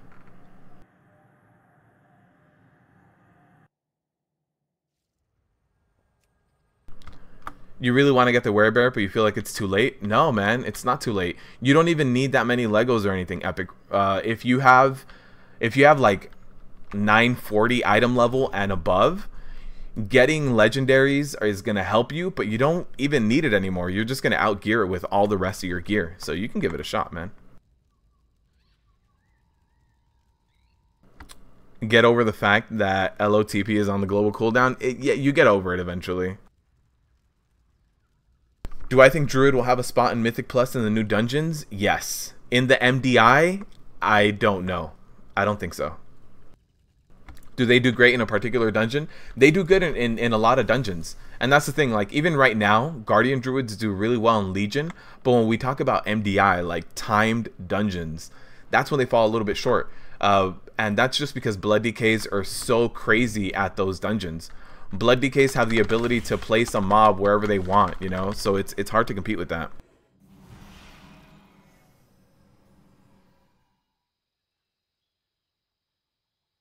Oh, but they changed again? Yeah, they basically got a buff for everything, Sebastião.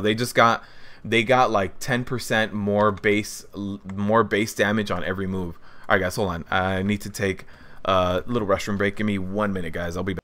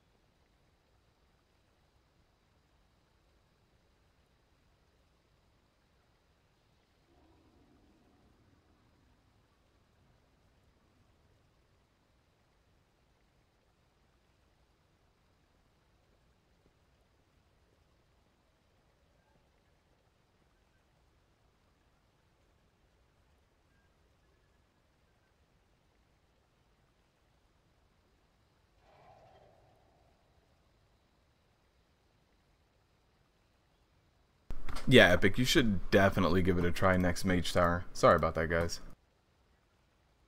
Also, this is getting really bright here.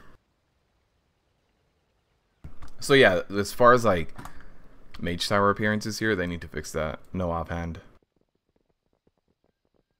You read that they're going to put Tower up all the time until pre-patch? That'd be nice. That'd be definitely really nice.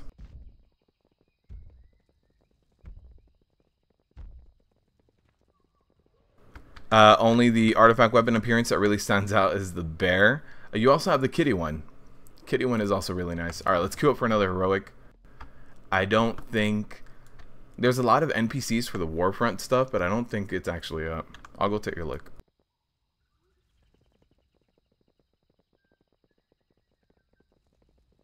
But Sebastião, going back to the whole balanced druid thing, they basically increased each one of the multipliers by like 10 or 15%.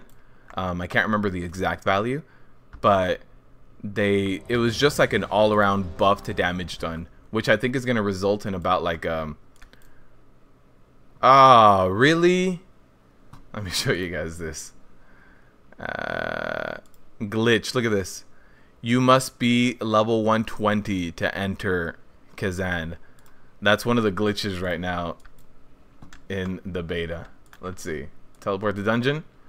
I'm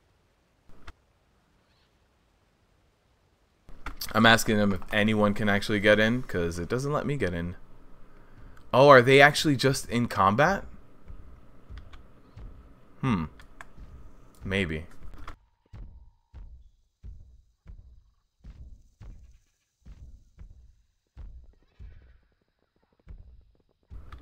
Felipe, I got you, man. Let me see.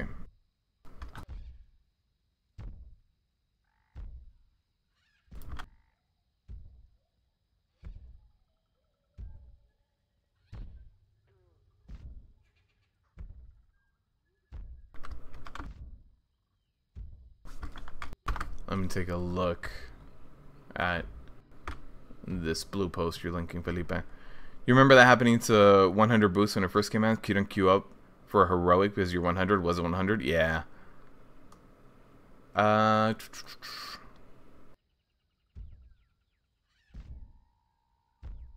Oh, yeah, this is the link that Felipe provided, just in case you guys wanted to see that whole Mage Tower blue post. Alright, I'm also going to link this again if you guys want to vote for what tank I'm going to be doing next. And for those of you guys over on Twitch, let me open up that chat as well to show you guys this link so you guys can vote.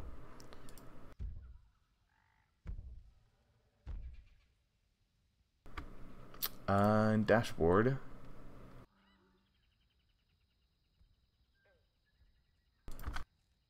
So that's not what I want to hear. I don't want to hear myself. So here it is. If you guys want to vote over on Twitch as well, linked it there as well. Physically walk into the portal. Oh, okay. They're saying that we can physically walk into the portal to actually go do the mother load, which is very close to me. Very close to the portal.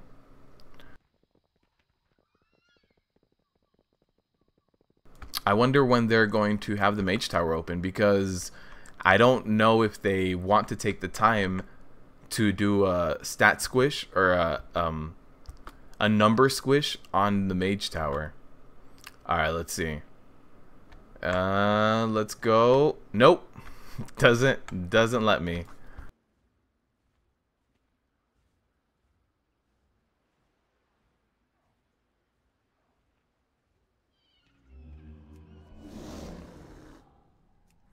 Alright, I don't think we're going to be able to do this.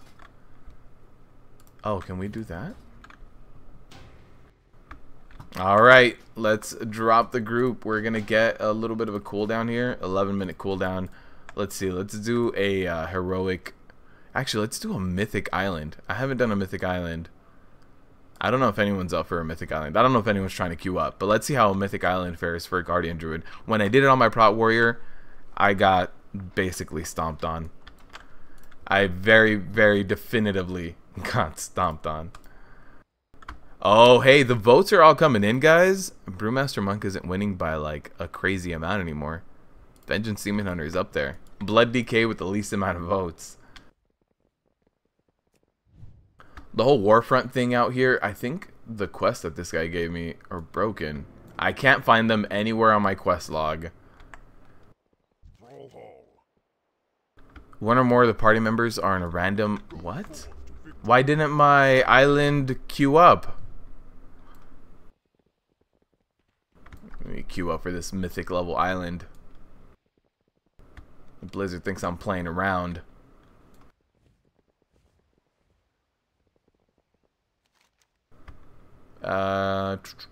Queue up for a mythic. It has the mythic...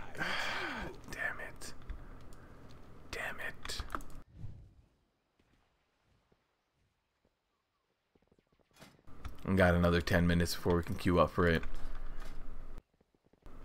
Oh, they added a new UI to honorable kills. Interesting. All right, let's see if we can find someone doing a mythic dungeon too. Yeah, this whole Warfront contribution, I don't know how to do it. Okay, let me see if there's anyone doing LFG for Mythic Zeros. Nobody. Okay, let's just do this. Untitled Mythic. Alright, let's list the group. We're item level 313. Mythic drops 340. 340 or 345? I think 340. 340. So we are 27 item levels lower. Normally you should start doing things at 15 to 20 item levels lower. But let's see if we can get a group going. I'll start getting closer to the flight. No, the flight guy is down here. Flight guy is down here, and I can fly over to Untitled very quickly. Am I streaming on something else too? Yeah, Star Guardian. What you are seeing over on the left-hand side, that chat, is over on YouTube. So I stream to YouTube and to Twitch at the same time.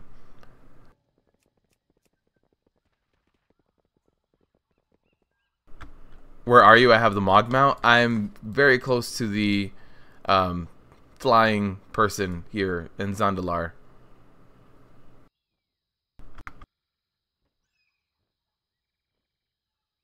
Vote now, guys. No. No. You guys should vote for whatever you want to see next. I don't have any of them like already leveled up or anything. I think I have a Vengeance Demon Hunter 110. Might have some experience on it, but yeah, definitely not a lot. Something else I need to find is the Zandalari Empire Quartermaster. Used to be in the pyramid, not there anymore. I need to find that Quartermaster so that I can buy some gear. With Revered, I might be able to buy one piece of really good gear.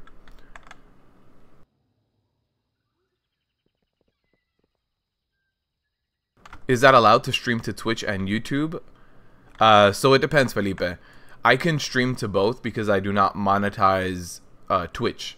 So if you stream to Twitch and you are an affiliate, so you can receive bits and subscriptions, then you have a non-contract agreement clause with Twitch saying that whatever you stream to Twitch can only live there for the first 24 hours and then you can put it everywhere else. But since I am not an affiliate of Twitch, since I choose to monetize my YouTube, YouTube doesn't have the same non-competitor clause that Twitch does. Twitch definitely has that, and so I can't be an affiliate of Twitch unless I choose to go only Twitch. That would be the only way. Mount vendor, but this isn't. Yeah, look at that, 4.2 million with the discount, guys. I got a discount. I'm gonna buy it. 700k off, 750k off. Got it. Gonna buy that right now. Where is this Quartermaster, man? I need this Quartermaster. And nobody's queuing up for this Mythic. If you guys are out there and you have the gear, let's do a Mythic. I can get... Wait, what can I even get from this? Untitled Mythic... Guardian. Trinket. Really nice trinket. Some general gear here. No weapons. I think my weapon's going to be from Temple of Seth. And that's going to definitely have... Nice. More people. Deeps. Look at me. I am the tank now. Unusual and remarkable wares. Alright, you're going to have all like the new legendaries for me? You don't have anything. You don't have anything. You don't know what unusual is. Very good. Oh, and a healer now. One more DPS here. Let me start flying over to Untitled. We can even start making things happen with 4 people. Not ideal, but we can definitely start pulling some trash and stuff. Let me set the dungeon over to Mythic. Invite. Let's go. We got a full group. Time for this Mythic. Do I not have a Untitled here? Oof, I don't think I do. Group has been delisted. That's fine. Alright, time for a mythic dungeon. Very undergeared. 27 item levels. But I'm a bear. I can do it. Look at this bear face. Right? The glove transmog is off now too, and so are the pants. And the boots. All the new pieces I've gotten today. Transmog is off.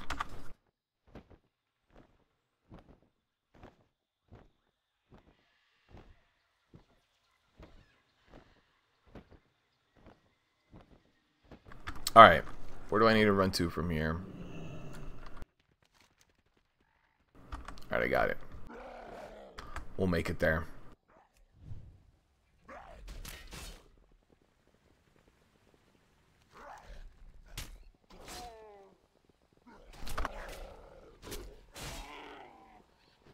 Oh no, hear the stag noises. Not the stag, don't hit me. Oh, actually, I need to go the other way. Oops. Ow, ow, ow, pain.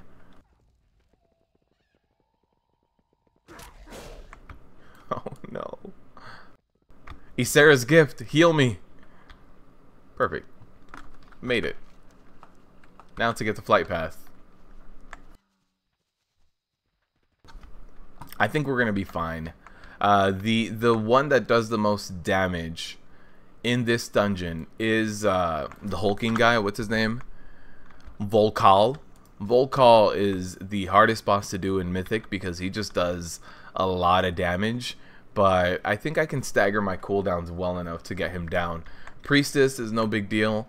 The damage that she does the most on is her Gilded Claws, which is all physical damage, which I'm great at with that Iron First stack. So yeah, I don't have too many problems. I don't think I'm gonna have too many problems with Priestess. Rezan himself is more about not spawning too many ads and about not getting fear bombed. I don't think I'll have too many issues with that either.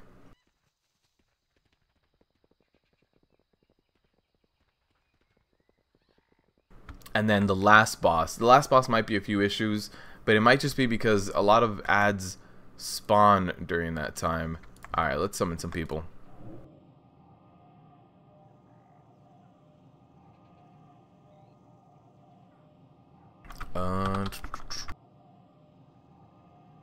Help me summon, please?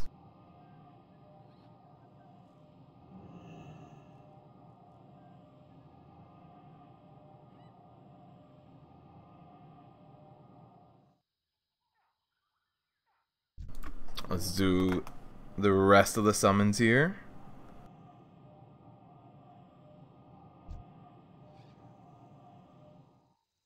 Alright, one more. One more, we're good. We can start doing this mythic dungeon. See how bad it's gonna be.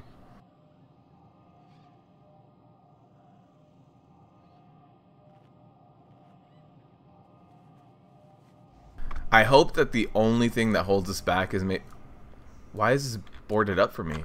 What?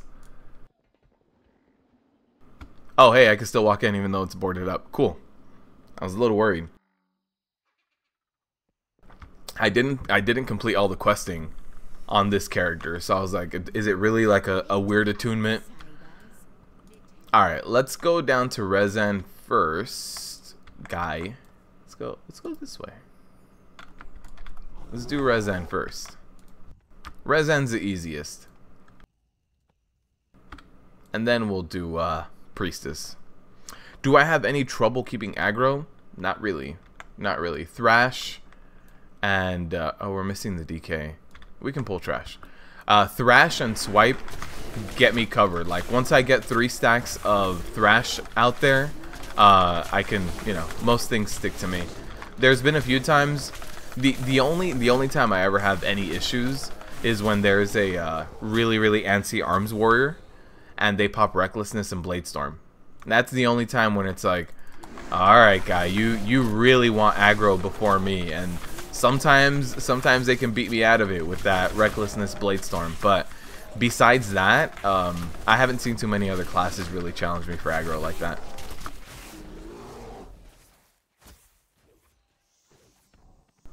Alright, now we need to wait for the DK. Mr. or Mrs. DK. Mr. or Mrs. or Miss DK, you coming?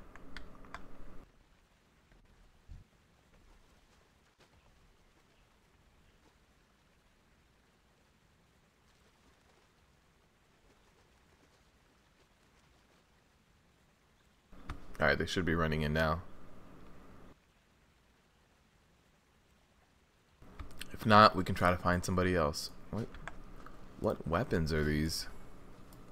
Oh, those are new weapons. That's a new mace. That's a fist weapon? No, that's just an offhand. Oh, it's a monk. I thought this was a rogue, and I was like, why is a rogue using an offhand that doesn't provide any damage? All right, we're good.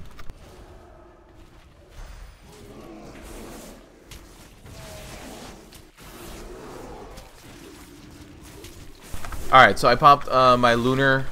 Uh-oh, somebody's standing behind him. Shouldn't be doing that, guy. And there's the fear bomb that hit almost everybody. The DK immuned it with AMS.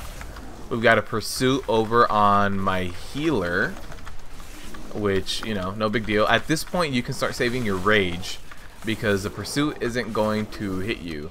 You're not going to be getting hit by anything unless you guys are spawning ads, which you can easily avoid by not standing in the purple clouds. You stand in a purple cloud, you get a new ad. That's the way it works. Alright, you don't want to stand behind the boss either because he does do that tail swipe. Where is my healing guy? Oof. That hurt.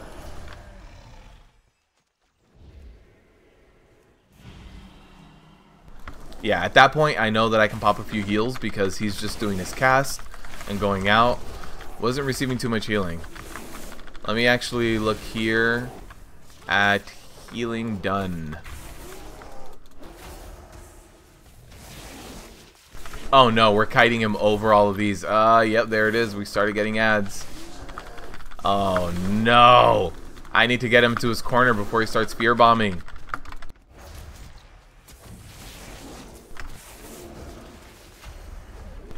There's the fear bomb.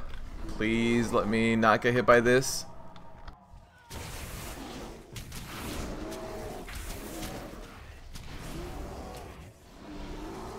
Alright, this is getting rough, guys. This is getting rough. I'm not gonna lie to you. And it's mostly because now we got a ton of ads and he was out of position. Oh god, I think I'm gonna die. Yep. He's got what, 200k left? Oh man. I wasn't even taking that much damage. 6k HPS is not bad. We just had a lot of people getting feared. I think the healer got feared every time.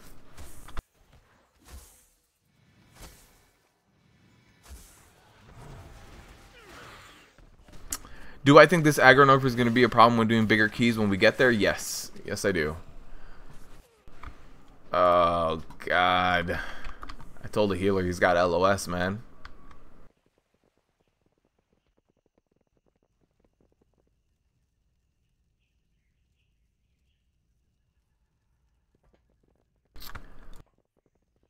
But yeah, I think the aggro nerf is definitely going to hurt a lot more when we start getting to high mythic pluses, and it's also going to hurt certain classes a lot more.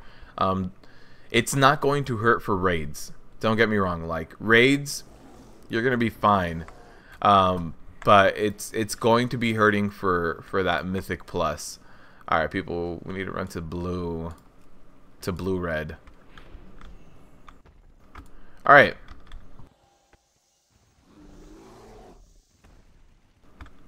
I'm gonna... Oh, I guess not. I was gonna let him go all the way around, but I guess... I guess not. Where is my healing? Oh, man. Oh, man.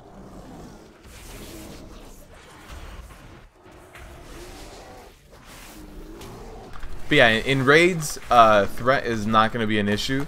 Threat is just going to be an issue when we start getting into high-level mythic pluses. Whether we're talking about having skittish on or not, whether we're talking about being able to kite via necrotic or something like that, that's when skittish is going to be an issue.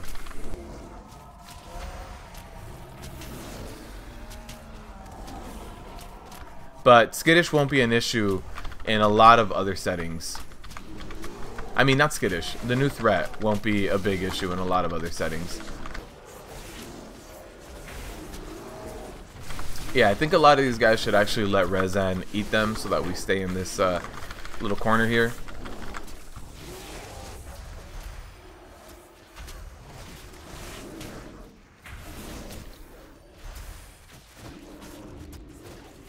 Alright, here we go.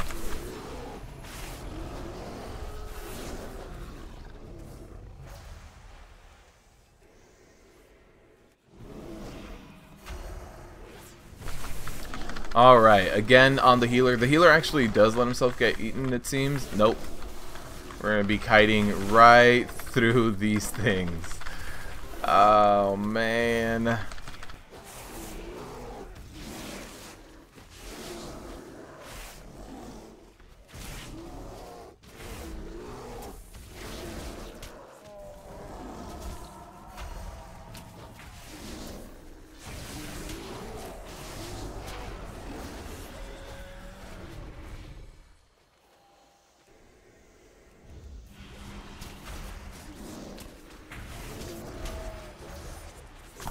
Alright, so a little bit of healing there as well. I'm just doing that in order to try to maintain a little bit more. I am under geared. I don't think the damage that I'm taking is that crazy. I was taking the same damage taken per second running a heroic. I was taking anywhere between 4 to 8,000 damage per taken, which is exactly what I'm taking now. I don't see the big differential, but those fear bombs were getting us every time. Here it is, gonna go down, perfect. And we got an upgrade. Very good. 30 item levels up. I am now 315. I'm not that under geared anymore. That's 2 item levels overall. Do I prefer watching on YouTube? No, Crit Eastwood. You can watch me on any platform that you want. It does not matter to me. You can watch me on any platform. YouTube is a little more strict with like streaming rules than Twitch is, but yeah, no, you can watch me on any one of them that you want. That's why I stream to both.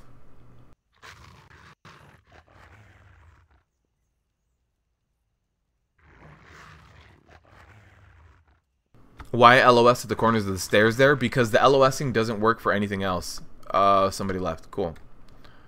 Who left? Ayira, the DK. The person that was late anyway. Let's list the group. We can start pulling trash. Yeah, so LOSing, I always thought was going to be around these pillars, right? You put Rezan on this side of the pillar, you run around the pillar. It doesn't work yet. It's been broken since beta launch, so unless they fix these pillars, you have to LOS around the stairs here. Even if you try to LOS these pillars here, those don't work either. So it seems like, unless they fix this pillar, I think this pillar may be fixed. I see a lot of people running over there, but the stairs are the one thing that has work every single time. These pillars, not really working. All right, we got a CC here, perfect. So even easier to pull this.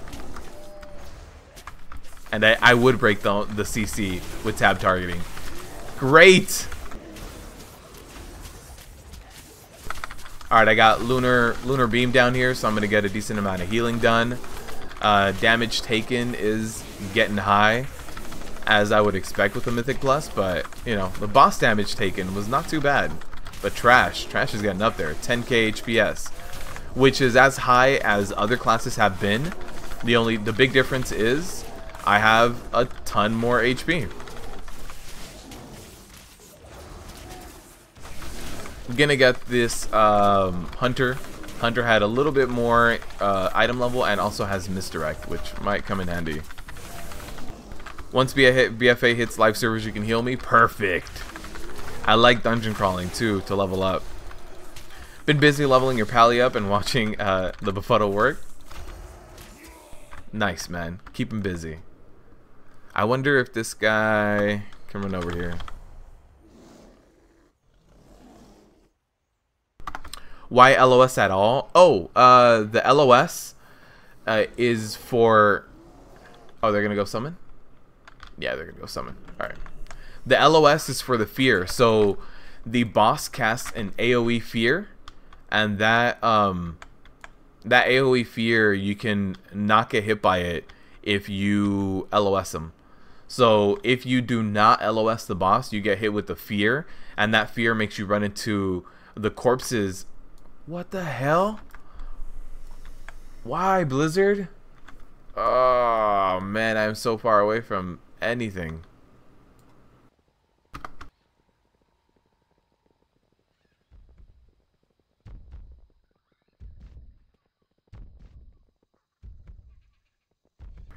All right. Bug report.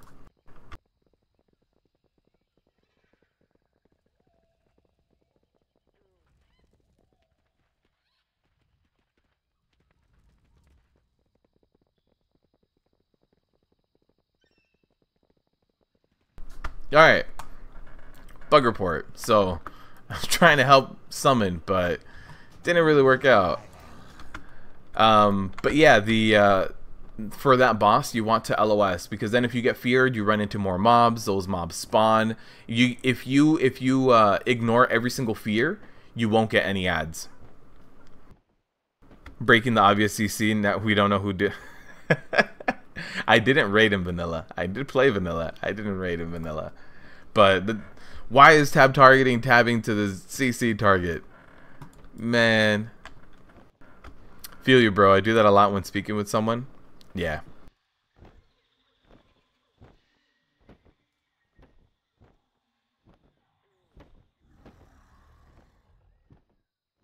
Oh, this guy came back online. Perfect. He was offline for a second there. I was like, we're going to need to find another DPS again.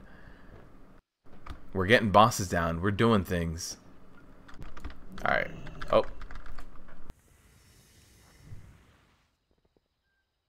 But this mythic dungeon, damage taken per second is getting up there. That being said, I also still have a good amount of healing done. Can I get a new window? Create a new window. Let me unlock this, put this way up here. The new window can be... I have healing done, damage taken. Let me just do damage done, which the window already is. Let's do this. Damage done will be at the top. Come on, window. One thing I've learned from the beta, I'm not crazy about details. One thing I've learned. Alright, so we've got damage done, healing done, damage taken. Alright, we've got all 3 meters up. Alright, back in here after being ported all the way back. Alright, let's throw a lunar strike on the ground.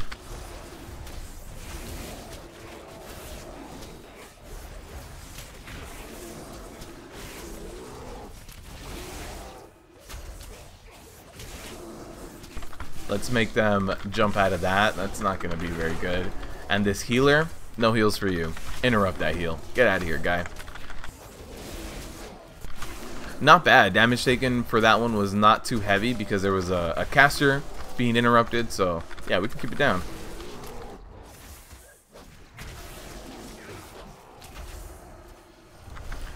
I want to know exactly at what point to go hide. Oh, for the boss? Alright, we can let this guy walk away. He's a healer. We're going to have one other healer in here. But the Colossus needs to go down first. The Colossus is a big problem. He buffs himself every time you kill some... Oh no, we got an extra pull. Okay, we're going to see how extra pulls do. Let me get the Confessor. Here it is. I got that Confessor. He's going to be the one healing. So I want to stop him from healing anytime he's going to cast a heal. Oh no! This... by the way, Mythic Trash does have more mechanics as well. Just like it does in Legion. Like you get additional guys that do different things.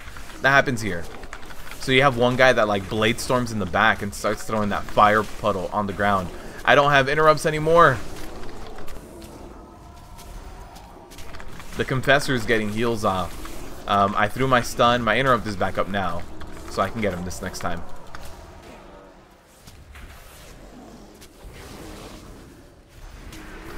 Unfortunately, I had to run into that fire to interrupt the heal.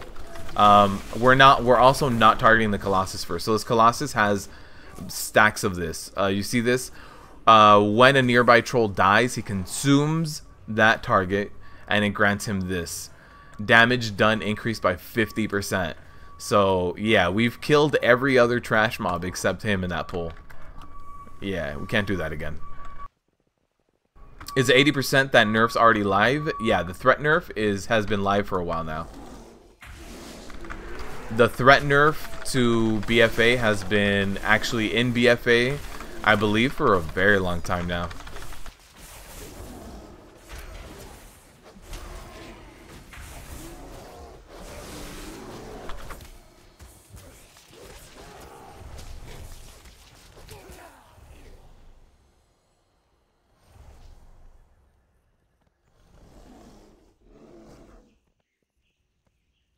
Alright. Not doing too bad for our first Mythic and being that undergeared. Alright, let's take care of this guy. We're not going to have the same issue with the Colossus this time. He's got one person next to him, so he's not going to get like any kind of crazy buffs. Even if we don't kill the Colossus first, one stack of the buff, not too bad.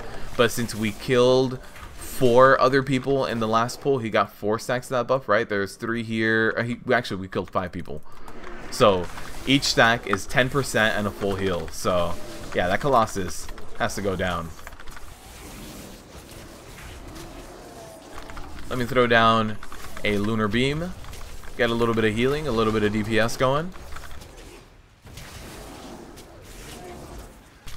What's up, Farseer? It has been a while. How have you been? I hope you've been doing good. We're here grinding away in the beta, trying to see that whole end game grind, and right now we're running a Mythic on a Guardian Druid. So we've done Mythics and Heroics for Prot Paladin, Prot Warrior. This is our Guardian Druid. And up next, if you want to vote for what tank I do next, take a look at that straw poll. And at the end of today, I'll have my answer as to like what tank to do next. Alright, this is going to suck.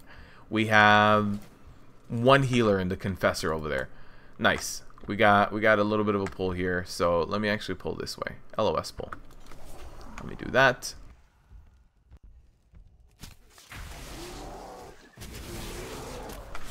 Alright, so we trapped the healer as well, so perfect. I didn't think that they hadn't trapped the healer when I was gonna pull. I didn't think the other hunter was going to trap him, but we did. So also taking down the Colossus first, exactly what you need to do in this pull. And again, this is gonna be like your Mythic Plus game in Legion, where certain targets have priority, certain mobs do certain things. There's certain pulls like the Dragon pull in HOV. You need to be very careful with it. You need to take things down in a certain order. That's what this is really reminiscent of. So they built these dungeons with that Mythic Plus in mind, with you need to pay attention in mind, you know? Let me actually pull this guy over here. Let me taunt him and LOS him. I don't want to pull the healer yet. No need to pull the healer. Perfect. Fiery enchant. Nope. Stop that right now. I don't have the Colossus to deal with, so I can focus on you the whole time. You vote for protection priest footage. You want me to be a I actually in my current live account, I have a priest called Melee Priest. I haven't played my priest since probably like Wrath of the Lich King, but I actually have a priest called Melee Priest, and I have a mage called Battle Mage. So I feel you on that. I feel you on that. My original name for my Prot Warrior also was Spell Power, so it's just, you know, just throw people off with those names. Chaos, welcome, man, welcome. You got a video jockey this evening in the city? Very nice. Oh, healer's not here yet. Very nice, man. Sure you're excited about that.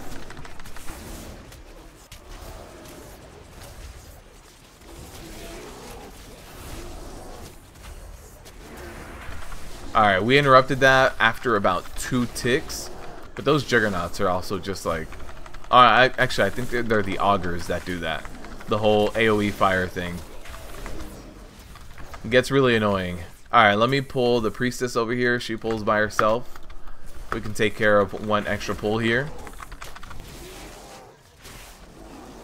She's going to do one of the boss mechanics by doing that whole blood transfusion thing that the boss does. There it is. Who's it going to be on? She doesn't change her target until the cast actually goes off. It's kind of interesting. Also, did you guys see that? The look at this. The hunters get a little tiny raptor here, a child of Rezan. You know how you get certain mobs as a beastmaster depending on what zone you're in. You get little tiny raptors in this dungeon. That's pretty damn cool. Watching a BM monk in action is like watching a kung fu movie. I'll have a everybody was kung fu fighting in the background as well. Let's see where this transfusion is gonna go. I want to actually see it go off. See, the target changes all the way at the end. Doesn't change at any point in the middle or anything like that. All right, we have one trap out here. Can we get another trap? Perfect. Nice. Everything is trapped. Beautiful. Look at all that CC. That's what you're gonna need while you're gearing up. It's gonna be, you know, important to get that done. It isn't the most necessary thing, but if you want to avoid wiping, yeah, you should get that CC game going. But yeah, while we Brewmaster Monk, we can have everybody with Kung Fu fighting in the background.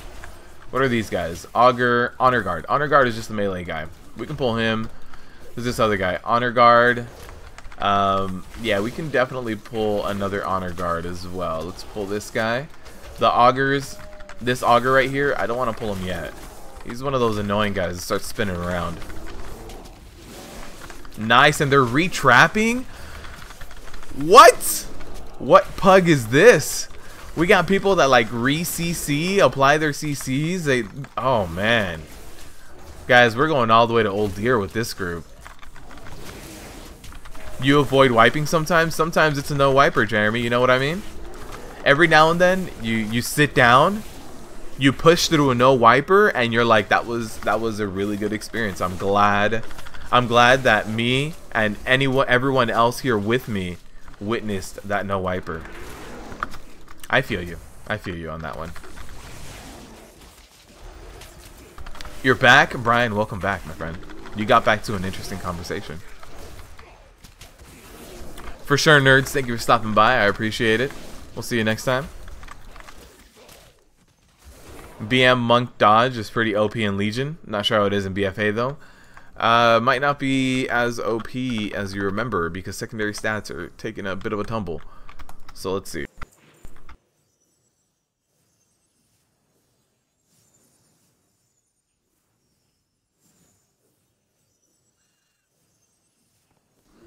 Alright. So we have to take down the ad as soon as possible, which the ad is going to be spawning up here. So I'm going to stick up here so we can cleave it and then step into the blood puddles as soon as you can. That's going to be the mythic way. Alright, let me pop that lunar strike right here so I can get a little bit off on the Spirit of Gold. I'm going to stun him as well. Take all of that damage with my lunar. Perfect. Nice. These molten gold puddles, you don't want to touch them. They just hurt. They don't do like a crazy amount of damage, but you know, it's enough damage that you probably want to avoid it. There it is. I believe we probably got an early step into one of them, so one of them was missed, but not too bad. Not too bad. See, like that person picked it up just a little too early. They're picking up the blood puddles way too early. That's our healer. Okay, I need to let him know.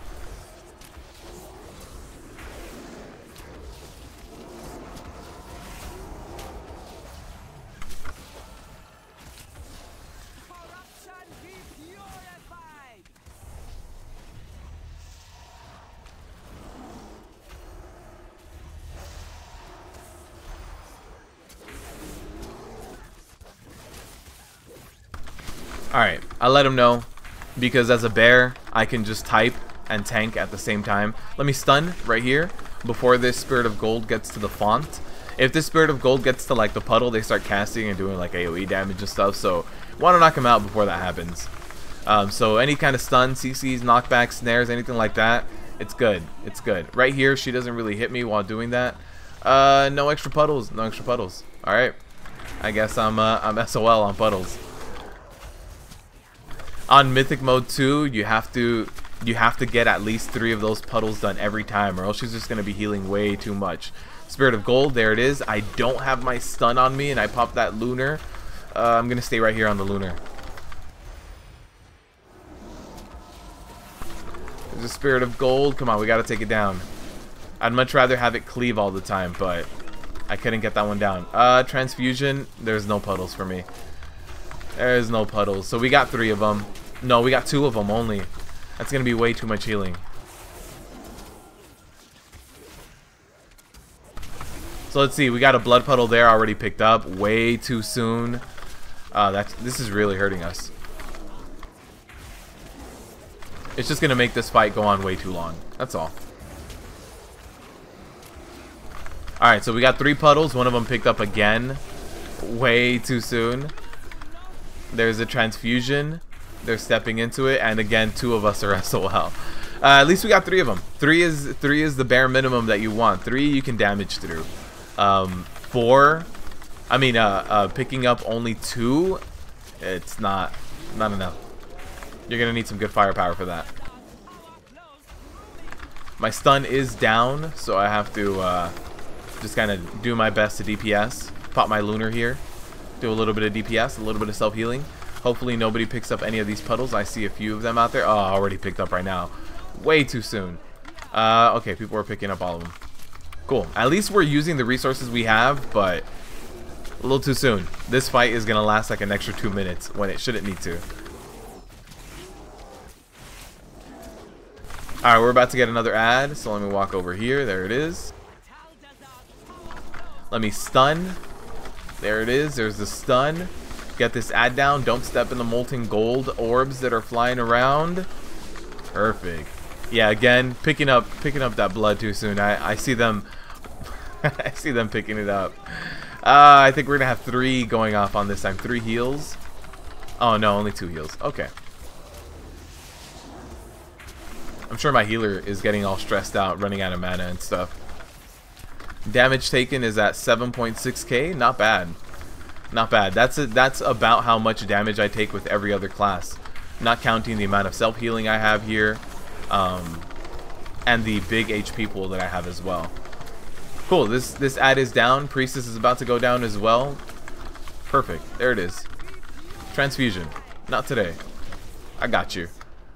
Nice. Very nice. Oh, we've got ads here. Mythic has ads here. Some of the other ones don't.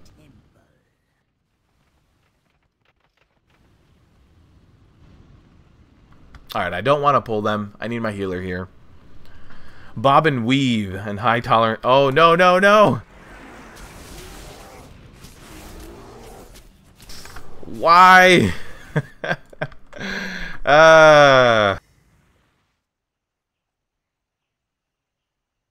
Alright, it's still going to be way better for us to go that way because there's just a lot less trash than going this way and this trash both. Why? What? What? Why did I get teleported over here? What is going on? Blizzard, can you explain to me what the hell is going on here? I wasn't even in bear form. Yeah. I have no idea why I got pulled over here.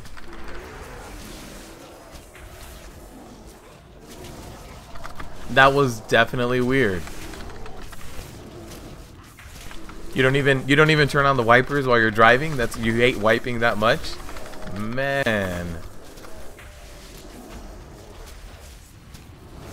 Really wish that RJW was baseline. You don't see taking SD or News out ever due to rotational purposes. Rotations are going to start getting heavier too. I think that's something that is a really bad side effect of the global cooldown change. Is just the fact that we have more impacted rotations, right? How's my healer doing? Healer's at full mana. We're good. So yeah, with the whole global cooldown change, we don't have as much room to play with different specs and rotations that we did in Legion. In Legion, without that global cooldown nerf, we had the ability to, we had our baseline rotation, but part of it was off of the global cooldown. You know, part of it we had a lot of room to change things as tanks. That is, as tanks, like DPSers probably not as effective, but as tanks we had a lot of room to change the way we did things, and we saw that with tier sets. Tier sets in Legion were actually pretty damn fun, changing the way you prioritize things, changing the way your rotation was. But then when it comes to BfA, we have a baseline that every single tanking spec has. But then when you start getting into different talent points and stuff, it starts getting a little cramped up. You know, it starts getting to be a little too many globals that you want to be able to fit in. So the builds are going to be a little bit more limited. All right, let's go this way. Let's clear this. Somebody will probably body pull it. Yeah, I think that guy was going to body pull it, to be completely honest. Lil Raptor is a talent on hunters. Oh, it's an artifact. Okay, got it. I thought it was the one where you get the whatever zone you're in. All right, good to know.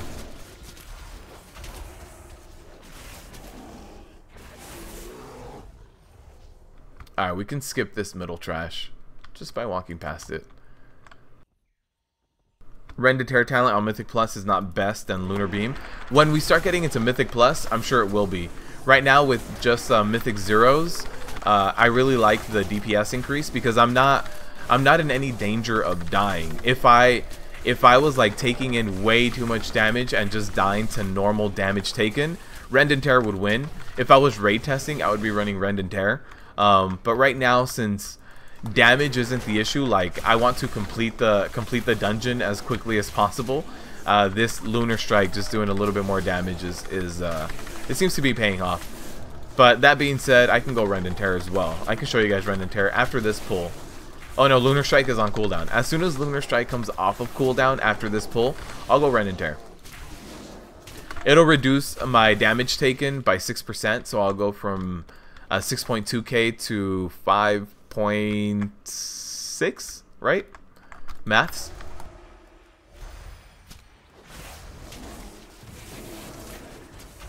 I didn't think that was going to get CC'd, so I swiped at it.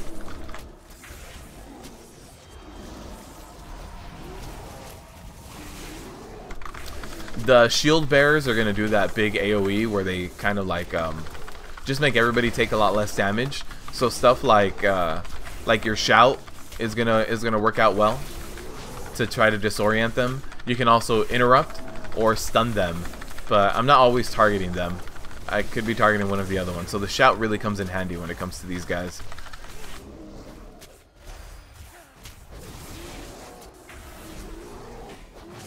You have no idea if you mentioned this before you went for food or not, but you ended up getting 4-piece set bonus on your Holy Paladin last night. Nice, man. Very nice. A little jealous. Have you already gotten your Agrimar, not Agrimar, your Path of the Titan trinket all the way up to 1,000 as well? Alright, there's also going to be invisible ads here, so let me just do this because I know I have to pick them up. There it is. So Lunar Strike is on cooldown. I don't want to pop it right now because I'm going to pop Rend and Tear for this boss fight. This boss fight is actually really heavy tank damage as well. So Rend and Tear is going to pay off a lot more here than it would in some other cases. Scream like a little girl in Discord to make everyone laugh when you got your 4-piece. Very nice. Alright, let's do this. Let's pick up Rend and Tear. Very nice. So 6%. We don't have the legendary anymore to be able to do extra applications of Thrash. So now it's just 6%. Alright, my job here is to interrupt this guy as much as possible. So there it is, the Noxious Stench. Sorry, got some hiccups here. But just knocking this guy out, I mean, interrupting him is going to be very important. The totems are not going down in sync. This next leap that he does is going to have that Noxious leap. Perfect. He's going to go right here. Noxious Stench, there it is. Interrupt immediately. But his Noxious Stench goes out at around the same pace that your interrupt comes back. So I don't have to worry about him doing the Noxious Stench right now. If my interrupt is not on cooldown, he's probably not going to be ready to recast it. We should be good. Come on, come on, come on, come on. There it is. Phase 2. Let's go. So this is the part where that Rend and Tear is going to really pay off. He had that Noxious Stench as well, and I've made it my duty in order to interrupt him. So let me do a little bit of healing. Like I said, this guy is heavy heavy tank damage, you're going to see my tank damage, it should be spiking up. So I see myself, I'm at 4.4k. I started phase 2 with 4k, just baseline 4k, so it's slowly jumping up, and it's going to be jumping up a lot. Thanks for the sub, by the way. I can't see who it is right now, but thanks for the sub. I appreciate it. So here it is, keeping those 3 stacks of thrash up to reduce that by 6%. There's a noxious stench. Interrupt that as soon as you can. It does a dot on you. This is 1 stack of it, and you can get up to 3 or 4. I forget if it's 3 or 4. But yeah, you can get high up there. I'm gonna pop bark skin now at this point. Not too bad. Whenever I was gearing up on my paladin and my warrior, this boss was the worst. This boss was the one that I was afraid of, and sometimes I couldn't even do with rotating all my cooldowns. So this is fine. I'm rotating my cooldown, sure, and it is a lot of heavy damage. I've used my heals, but I have plenty of cooldowns left. I used 1 stack of survival instincts there at the end, but you know, didn't do anything too crazy. All right, last boss. I don't know if we're gonna be able to do this. We need a lot of coordination. All of the DPS need to stack together, and they need to throw out a stun and then crazy DPS. Hopefully it's not glitched. Please don't glitch out. RP seems to be working. Good, it's working. It's 965. You only started raiding 2 months ago. Oh, nice. Okay. But I will still be drinking your blood. You were streaming when you got the set bonus. You think everyone laughed when you screamed? Oh man.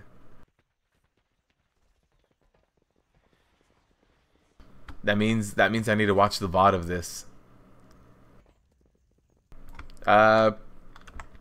Please go away. Please go take your spot. Exit stage left. Okay. Come on. We need to kill you. We need to do the things. I can't kill you if I can't attack you because you're not in your spot. We all need to do our job here. You need to do your job. Yasma. Please. Why? Do I need to step on a specific part of this platform for you? Over here? Is this really glitched? Let us go all the way over here. Live in LA? What? Where am I from? Because it's almost like you're almost North Midwestern. No, yeah, I'm from LA, man. There it is. Perfect. Alright. So.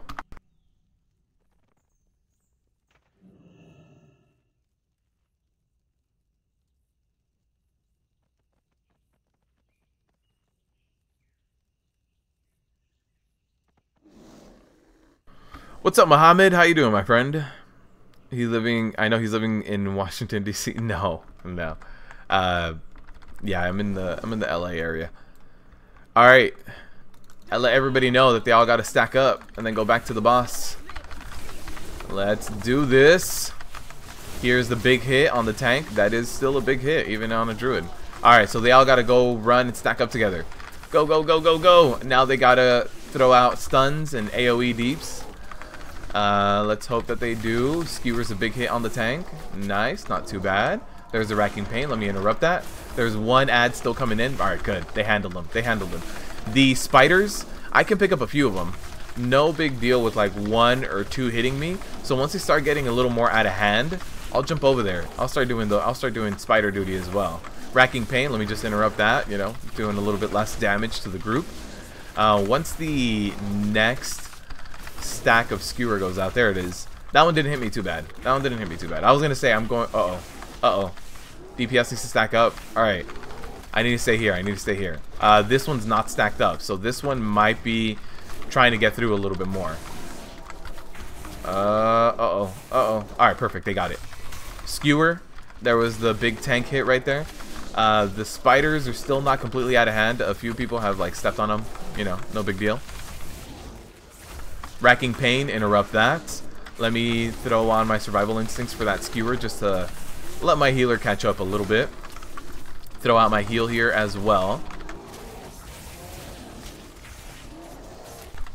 There's a skewer again. I threw on my bark skin before that went out. There's the soul rend. Ads. Ad duty time. There is one guy who's separated from everybody else, unfortunately. But hopefully, we can still get these down. Skewer, again, going out on me, making sure my 3 stacks of Thrash are on the boss at all times to reduce that by 6%. Let me get my Frenzied Regen up. Nice. My damage taken per second, 7k, not too bad. It's pretty average when we talk about Mythic pluses. I'm very undergeared, though. Very undergeared. I think I'm taking less damage than I would take on other tanks. Alright, let me pop Survival Instincts when I see that Skewer go out. There it is. Survival Instincts. Just diminishing this last little bit of DPS that we need on the boss. We can probably ignore the ads and just take care of the boss. So there it is. Here's our first Mythic. First Mythic. Oh, nice Azurite gear. Oh, we got a Hydro Core, some crafting gear. Very nice. So before, these Hydro Cores weren't dropping. So they're adding kind of like the if you guys ever played during Burning Crusade, there was Primal Nether and then Primal Vortex in raids and 5-man dungeons. So I think they're adding a little bit more of that instead of just having random bloods that are just very universal. It seems like they're adding different tiers of crafting reagents. It's interesting. Alright, let's jump out of here. That was our first Mythic. We're up to 316 item level. That's crazy, guys. We did it at like item level 317, or no, 311. I think we jumped in here. So I mean, you don't need much gear as a Guardian Druid. You could just jump in. Let me take a look at this as well. I need Heart of Azeroth level 11 to get my first trait. Let me show you guys the traits as well. Since this is epic, it has those 4 rows, so we can go over that. You are a Midwestern. You live in an Illinois-Wisconsin border, right by Lake Michigan. Was it your accent that gave it away? I think Trash I think was talking about me being Northern and Midwestern. Alright, let me also edit this real quick. And then we can go over those Azurite traits because in comparison, so these blue traits, right, we have the 1 spec specific, the 1 heal. It's like to maintain you, right? Regardless of if it's to heal, it's an absorb, you know, something to kind of maintain you in combat, and then the item level upgrade, right? When we start getting into purples, we get 1 spec specific, so it's going to be this guy, right? Thrash has the chance to give me agility, stacks up, so this is for Boomkins, this is for Resto, this is for Kitties, and then the 1 generic one. The one after that is going to be secondary stats. So you see this, damaging ability will grant me critical strike, haste, mastery, or verse. Either one, it can grant me a random one. This one is going to do a little bit of healing, actually. That's surprising. And then this one's going to do only haste. Healing lower than health targets will grant more haste as well. So this is going to be more for healing. This one's more all around. And this one is for any of the specs, really. It has a chance to grant taking damage primarily for tanking, but it can be done for anything because most raid bosses have passive little AoE cleaves. And then here we have the self-sustain one again, and then the item level. So once you start getting into Mythic, it's more spec specific, secondary stat specific, and then you know, uptime and Azurite trait. All right, everybody did drop. That was a very good run. Funny to meet Brian. I feel you, man. I think I am hilarious too. Every time I'm cracking jokes, I laugh at my own jokes. I'm that guy. I'm definitely that guy. Type with the Chicago slang. He's from Chicago, Chi-Town. We're gonna call Brian Mr. Chi City. All right, so that Mythic dungeon. Not too bad. That's going to be one of the easier Mythic dungeons that we can do. Let's go back to the port and queue up for that Mythic Island to see if anyone's queuing up for Mythic Islands. I want to try it out again. I've done a Mythic Island on my warrior and I got completely destroyed. I got 2-shot by the enemy AI. So I want to see if a Guardian Druid's going to be just fine. What's the highest Azurite power level in BfA? I don't think there is one. I've gotten, I think, so this is item level 340. I don't think I got raid gear on my warrior. My warrior has killed a few raid bosses, but I don't think I got raid gear. But like, let's see this one, Heart of Azeroth level 21. So unfortunately, I can't look at what this does. Like if I shift right click, I can't see it. So even if I go to like Old Deer, right? Old Deer normal mode drops 355. There's no Azerite gear in here yet, it seems like. But even then, if there was, I wouldn't be able to shift right click. Like this helmet, can't do it. So I can't really tell how high it goes. But for Mythic 0, so for 340s, level 21, it could change a little bit. If you Warforge a little bit, it'll probably go up to Azerite 23 or something. But that's going to go up as the expansion goes on. So Old Deer is probably going to be like, the last one will probably be level 25, level 27, something like that. And then as you start getting into other ones, into different raid tiers, it's going to keep going up and up and up. But right now, getting Azerite power is not as straightforward as I'd like it to be. They said that islands are going to be the main source of it, and they still haven't really made them that way. I don't meet the requirements for the chosen dungeons. What item level do I need to be for Mythic Island difficulty? I mean, I can do this, right? I can do Heroic? I can. I need a higher item level. Let's do another Mythic. Running a few times Shrine of the Storm. I actually haven't done Shrine of the Storm. I have not. So let's take a look. Let's join this guy. Gonna have one person in here a little bit sooner. Shrine of the Storm, I believe, is an Alliance one as well. Shrine of the Storm. Oh, yes, I have done Shrine of the Storm, and it is an Alliance dungeon. Why does it say main hand? The group died. What dungeon can we do up here? Temple of Seth Rallis is on Vol'dun. So let's do that.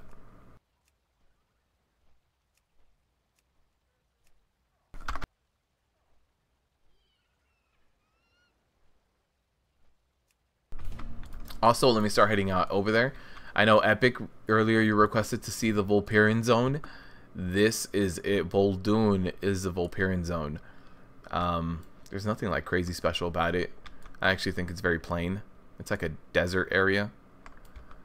Let me get that down a little bit. Alright, let me see how... Oh, I can fly out to Vol'dun actually. Does AP increase in an acceptable way? Right now it does not. Right now it's very, very hard to level up your AP. But they did say that they want islands to be the main source of AP. And right now they're not. Right now an island takes you 20 minutes. And an island gets you as much AP as a world quest. So that's not in line to what they said, right? They said islands are going to be the main source.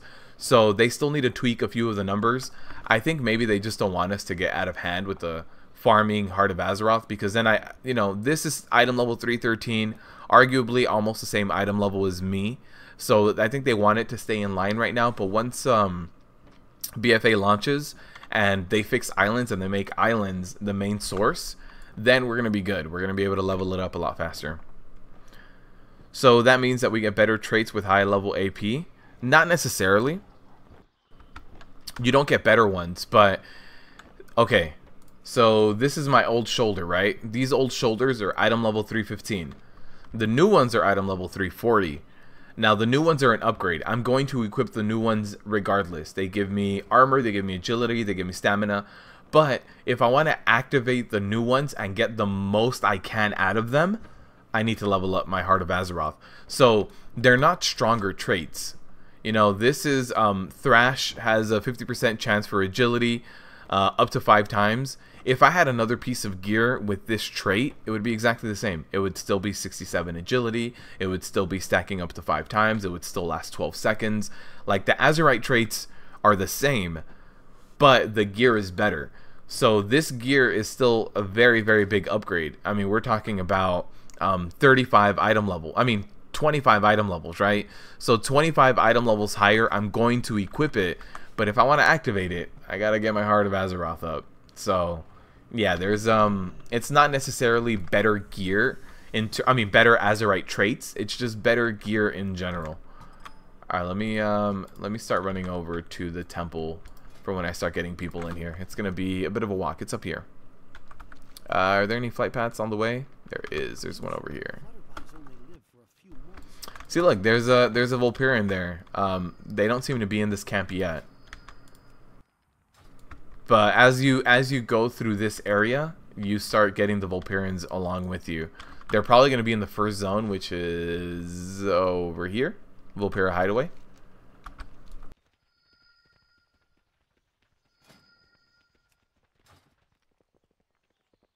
What is your tank preference going into BfA? Which tanking classes has an off-spec that you prefer from other aspects of the game when not tanking?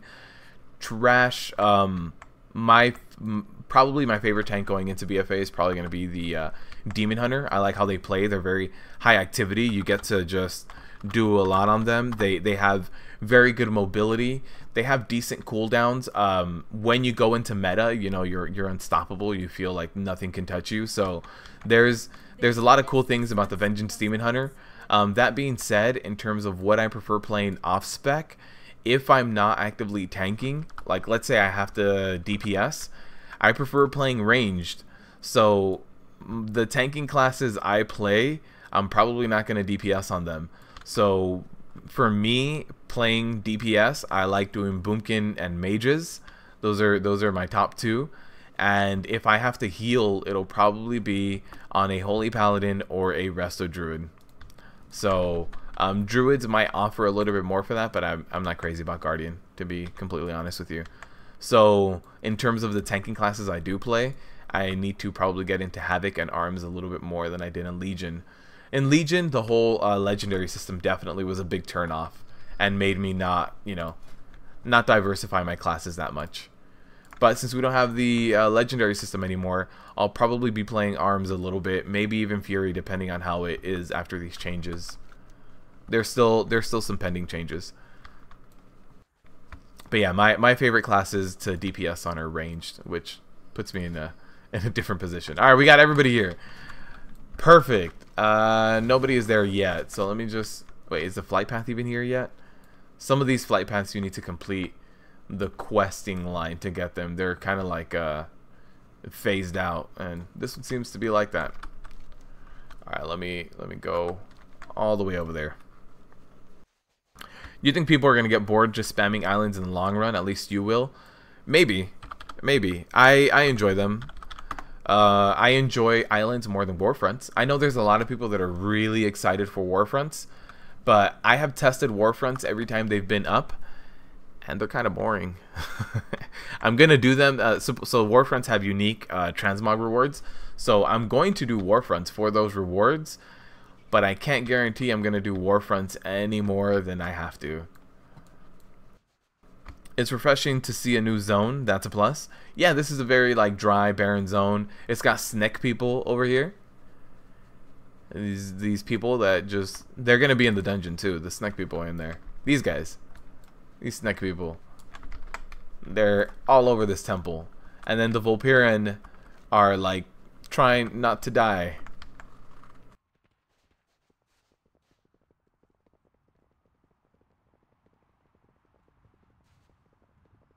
This looks like Tanaris. Yes, it does. It does look like Tanaris. Let me actually go around this way. Whoops. I didn't know there was going to be that drop there. Please get out of combat soon. Come on, I want to go travel for him before I go into this alliance territory and get beat up. Perfect. Alliance? You'll never take me alive. Oof, those guards, those elite guards. They are destroying me. Let's do this. Oh no. Oh no. I gotta make it out alive. Please. Please let me live. Run. Run fast. Frenzied regen. Travel form soon. I lived. I lived. Nobody got me.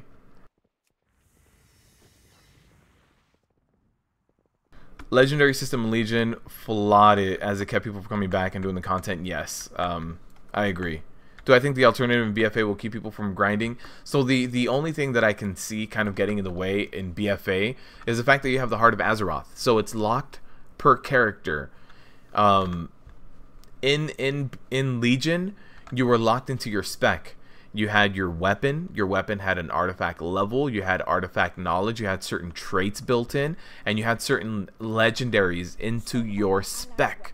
Like your spec was so far ahead from all the other specs. It was a bit of a killer. But when we talk about in BfA, the only thing stopping you from having a ton of alts is your Heart of Azeroth. So if they build in a catch-up mechanic to the Heart of Azeroth, it's not going to be an issue at all. That being said, right now there is no catch-up mechanic and they haven't talked about it. So it's still going to stop you from having alts that are different classes. But in terms of having one class with different specs, you shouldn't be held back too much. I don't see that being a too big of an issue. Alright, so now I need to get into the temple, which I should be able to. It's in here. So yeah, I don't see it having the same restrictions as Legion did. But it's still a little limited.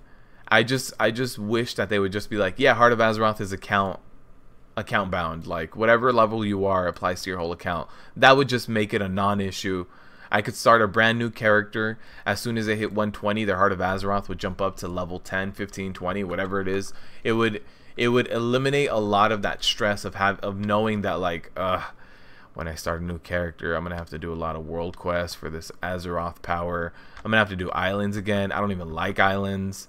You know, depending on how you play, it might impact you differently. I thought I could maybe climb up there. I can't.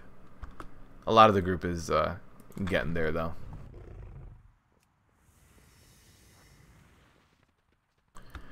You still like it? You enjoyed Tanaris? Yeah, Tanaris was fun. If the promise of different environments on each island is real, it will not be boring. Sebastian, right now, I know that there are 5 islands in 4 or 5. I can't remember if it's 4 or 5. But I've done them all, and they're all very, very different. Very, very different. The one thing that isn't in the beta right now is, like, when you walk into this island, there are, like, completely different types of mobs. For the most part, they're all pretty similar right now. So that whole, like, you walk in and it's taken over by zombie trolls, you know, that whole part isn't fully implemented yet, so I'm still waiting for that. Definitely that's something that I think will make islands a lot more interesting as well, changing up the mobs that you see by a lot. It does tag me as PvP. Yeah, it does. Running through that alliance zone. I thought I was going to be able to get into the temple through one of the sides. I was not able to. Dungeon is set to Mythic. People are getting there. Second Mythic dungeon. Pretty undergeared. Pretty undergeared. 24 item levels. Yeah. You think that BfA will bring a huge gap between hardcore player and casual in terms of power? Yeah, I think slowing the game down with global cooldowns is making it so that the average player, it's kind of a bit of a handicap, right? Your more hardcore player is used to Twitch reactions. Your hardcore player is used to having, you know, these split-second reactions that weren't on the global. These things that they could just happen as soon as they wanna press something. It happens, right? Now everybody has a 1.5 second delay, which is going to benefit the more casual people more. That being said, it doesn't have equal impact on DPSers, healers, and tanks. But yeah, it's definitely going to even things out a little bit more. I need to get up there. That bridge. Okay, that bridge. Let's go.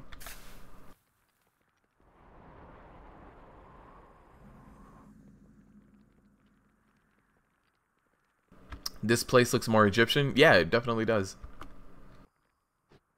What's up, Narushiko? Welcome to the live stream. Oh, there's a flight path here. Let's pick that up. All right. I need to get on that bridge and get across here. Is there people? There's one person. Oh, there's 2 people there. They can start summoning. Ah, get off me. Perfect. We got summoned.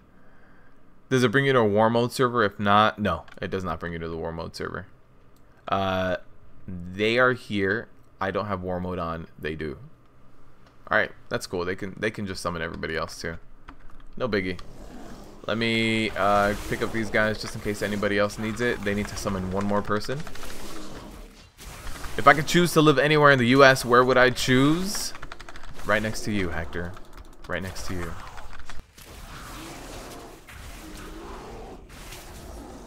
I hope that answers your question.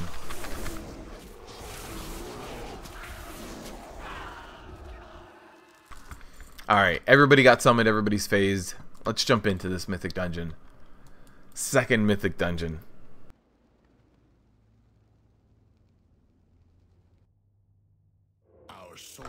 Alright. So normally here we do some big AoE pulls while running in. Not going to be doing that this time around. Let's just take it one pull at a time and see how that goes. These marksmen are definitely troublesome. You know, they do their power shot, they're going to be hitting other targets pretty damn hard.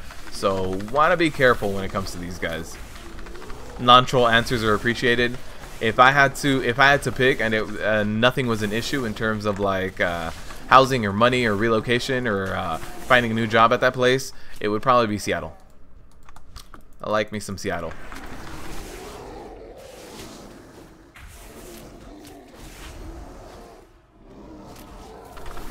Alright, I want to dodge that that power shot there. Oh hey, our rogue is called Canax. I thought it was Xanax. I was like, hey, it's little Xan, he's here. Can I friendly fire? How's the gold inflation, gold mission tables in BfA? Right now the gold mission tables, I actually have not gotten a mission that gives me gold. All the missions I have just give me rep at this moment. Oh no, I'm getting beat up here. So yeah, all of the mission tables, they just give me rep right now. So, not quite sure the impact that they're going to have completely. Alright, popping some cooldowns here. I am getting hit pretty damn hard. There was 2 extra mobs here because it is Mythic mode, which I haven't done this dungeon in Mythic in a long time, and they definitely added a lot of mobs here. I am having to use my heals a lot more than I'm used to. Alright, how's my healer doing? Good, got plenty of mana.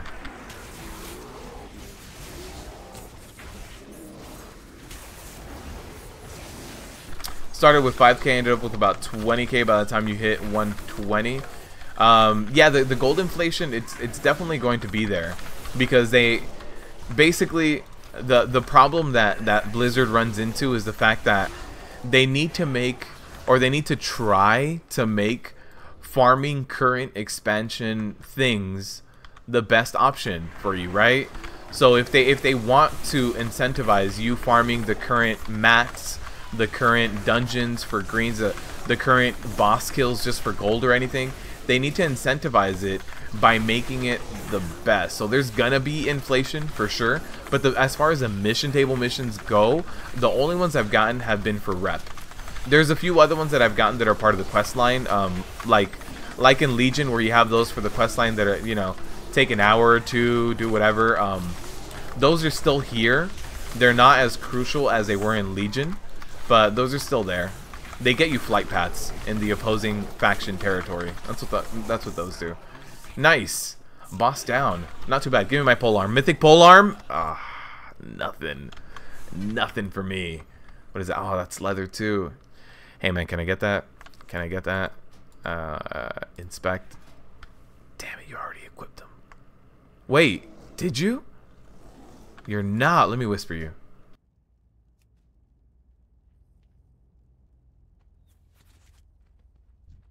I don't think he needs them. I think I might be able to get my hands on them.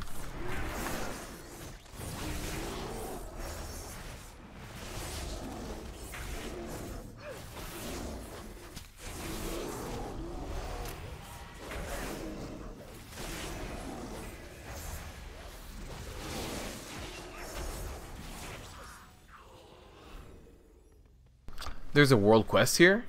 Oh, but those are 325. Oh, no, it's a staff. What? Nice. We did get an upgrade, guys. It just dropped for someone else. But we got an upgrade.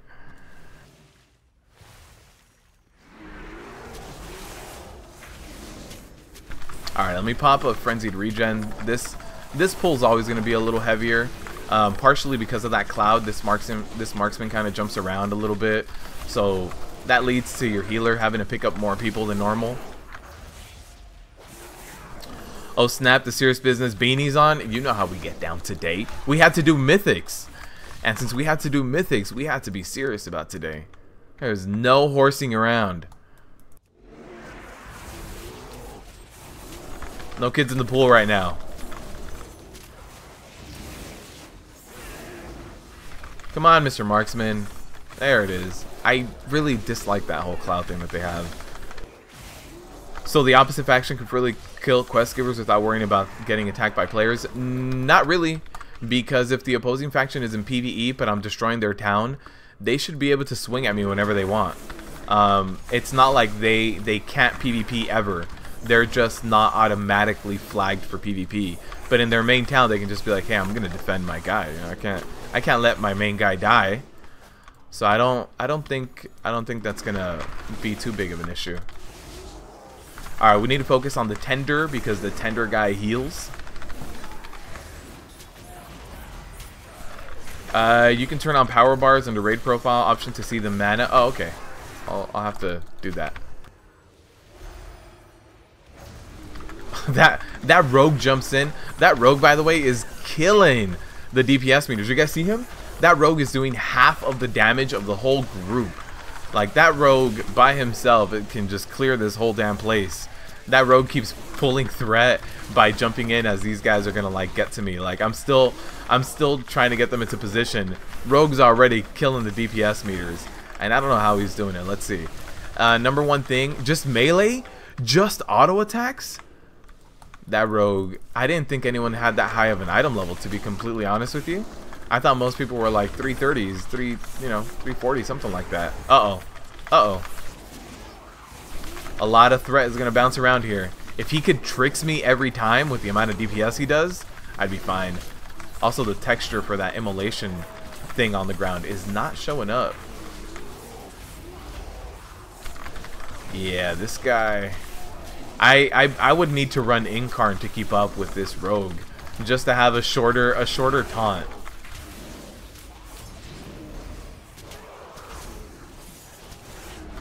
Alright, just throwing down my interrupts there, you know, keeping things going. Now I need to heal up a little bit. These tenders are going down, but they're definitely... I hate the fact that they can heal. If you have to choose between a chicken that laid a golden egg once a year and a monkey that could speak English, which would I choose? The chicken. It's passive income. And then, like, the monkey, I'd have to like be the monkey's manager. People would want to steal the monkey all the time because, you know, people love monkeys. People want to steal monkey. Like, people just love monkeys. Yeah, the chicken is passive, man. It's just, you just once a year you just show up to a pawn shop and you're like, "Hey, I got this golden egg here.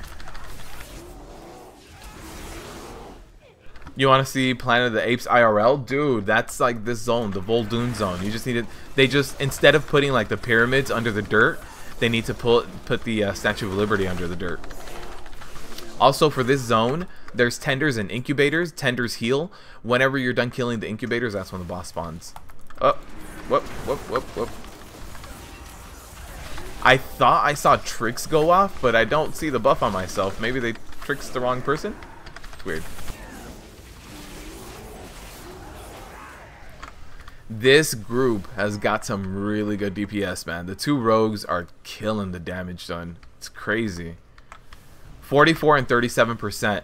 Those two rogues added up together are 81% of the damage. Oh, man, that is insane. Druid's still strong in Mythics? Yeah, I am under geared for the Mythic, Tim, and I'm still very strong, man.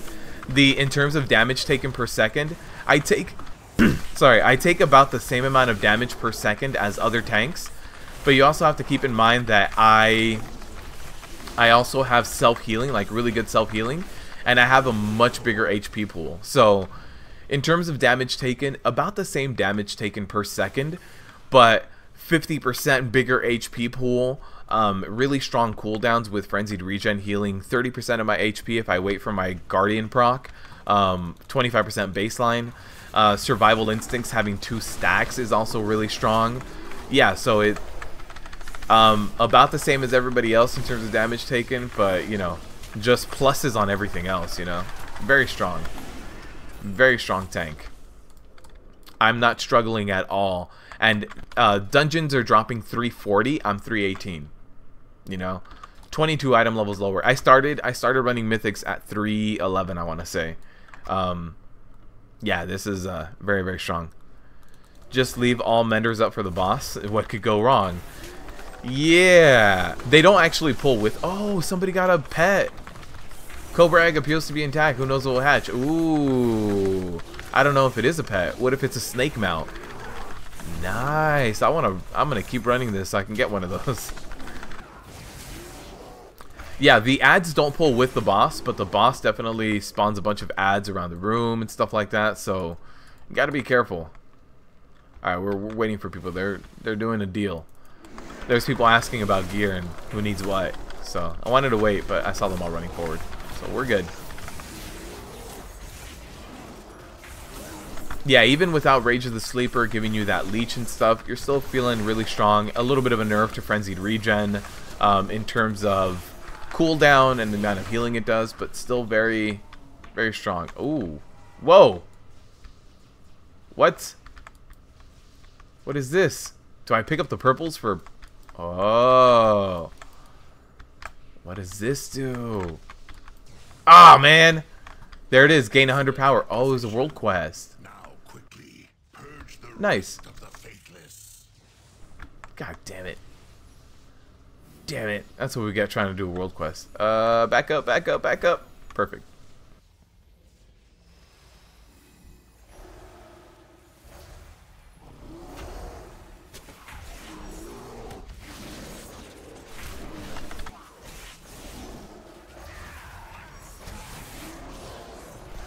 Do I think Warriors are going to be okay for BfA? I hope so, Beefy. I think that the consensus with everybody, most people that are saying, you know, stuff about Prot Warriors, a lot of people are saying they don't feel good right now. They need a little bit more. And a lot of other people are saying, hey, they're not done. You know, we still have some more development cycle. So I think the consensus between everybody is Warriors are not done. They need something else. And I think that's the general feedback. As far as what specifically people want, you know, some people want Ignore Pain off the global. Some people just want Ignore Pain gone. Some people want a brand new ability, you know, better self-healing. Some people want Victory Rush to be baseline. There's a lot of different solutions that people have, but I think the consensus is Prot Warriors are not done. They need more. So I definitely think that they're gonna be subject to a few more changes. As far as like what those changes are, what we see, we have no idea. Avatar is a big like offensive cooldown for Prot Warriors this expansion in BfA. If they gave Avatar a little bit of defensive capabilities, that might help out. Taking Ignore Pain off the global, I think, would go a long way as well. Scaling Ignore Pain a little bit better, or letting you stack it a little bit higher, either one of those two solutions combined with off the global, I think would also help. There's a lot of little things that could help, and you don't want to do all of them all at once, so it's going to be interesting to see which ones they pick, but I think most people agree they're not done. They're not ready. If BfA launches like this, Prot Warriors are going to be the laughing stock. In case they weren't already in Legion, to some extent, for certain raiding groups and stuff. In case they weren't, you know, they're gonna be up there even more. So this is Mythic mode. I want to see. Okay, we're getting help for this, so I don't need to stack up that high this time around, which is good. It's a good break. So I'm definitely gonna try to stack up just a little bit higher to see how strong Guardian Druids are with this Mythic mode debuff. I'm gonna be a little bit careful, and I'm gonna preemptively. Oh, I didn't even need to be that preemptive. Nice, we got another upgrade. 310. Oh, that's yeah, nice. We got it with the socket. Perfect. We're now 319, guys. We are oh, what the hell? Okay, so that thing finally went away. We got a wall coming in here. Dodge that, dodge that. I think we're gonna have a wall for my left. Yeah, we are. Oh no. Okay, good. We can make it. We can make it. These walls are so interesting. You don't know where they're gonna spawn. Oh no! Somebody died. Somebody died to those orbs. All right, we're gonna have 2 more walls coming in, and then we're good. Let me just keep walking here. Keep walking.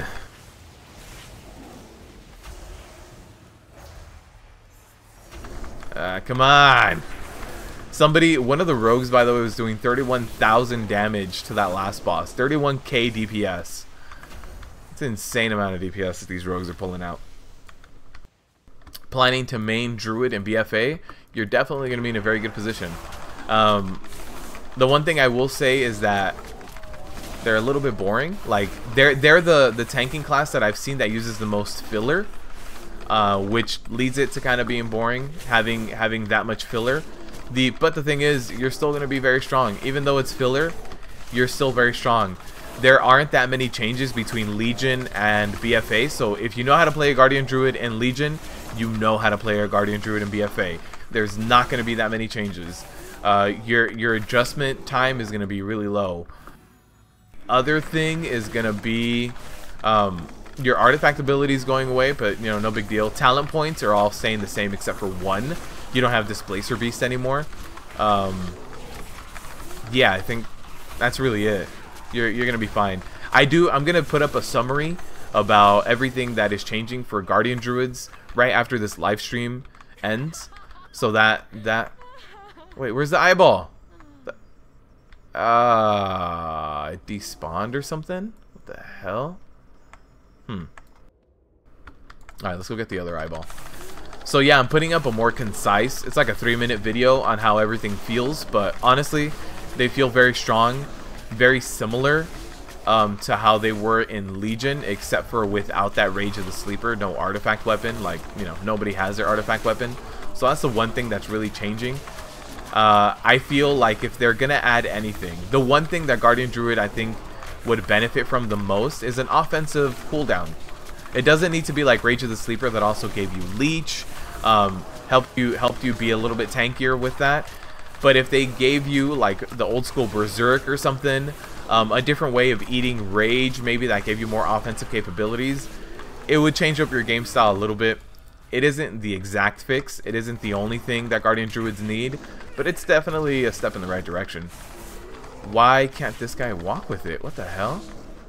He's just doing like movement abilities, but he can't actually seem to walk with it. That's weird. If I could choose the power to fly for the rest of your life for $6.2 trillion in cash, I'd choose the cash, my friend. Choose the cash. There's only so much money you can make while flying, and then you're going to become an experiment of science, and they're just going to test on you and not pay you, and then you're just going to be poked at for years and years. That much cash, you're set for life. With that much cash, you can buy a like those hovercrafts that are still in testing and stuff.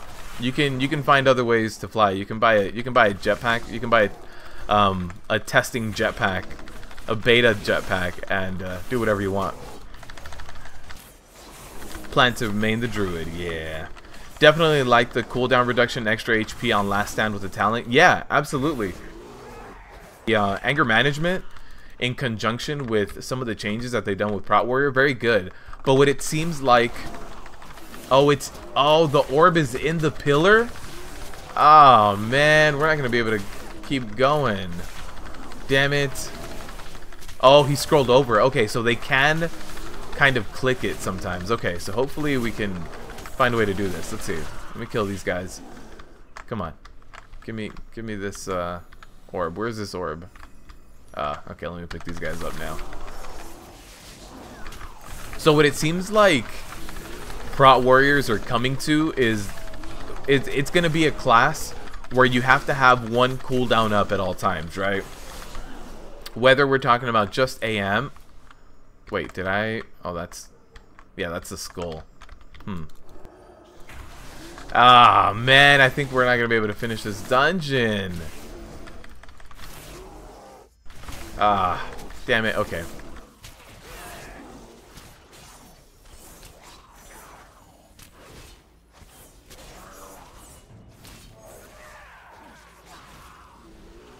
Alright, let's just slowly head out. Or is everybody just hearthing out? Alright, everybody's just hearthing out. Let's see if I can get my Hearthstone up. Someone's gonna get beat up. What? That guy didn't get hit? Alright. That was our second Mythic dungeon. Not bad. Not bad at all.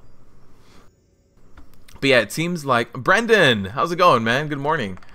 What it seems like Prot Warriors are getting to in BfA is a tanking class that needs to have a tanking cooldown up at all times. So it seems like you're definitely going to need to have Demo Shout up, Last Stand up, Shield Wall up, and rotate all of that along with your active mitigation.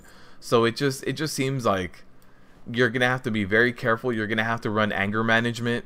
You're going to have to do your best to generate a lot of rage and eat a lot of rage, because those cooldowns are going to be the only thing keeping you alive. So it definitely seems like that's the way the class is going to play, because even Demo Shout has a shorter cooldown now than it did, or than it does in Legion. So you can get that up more reliably now with the new anger management. The whole having Ignore Pain now leads you to be able to eat a lot more of that rage in a defensive way. So there's a lot of things that they're doing that seem like they're pointing at that, like lowered cooldown, always having Demo Shout up.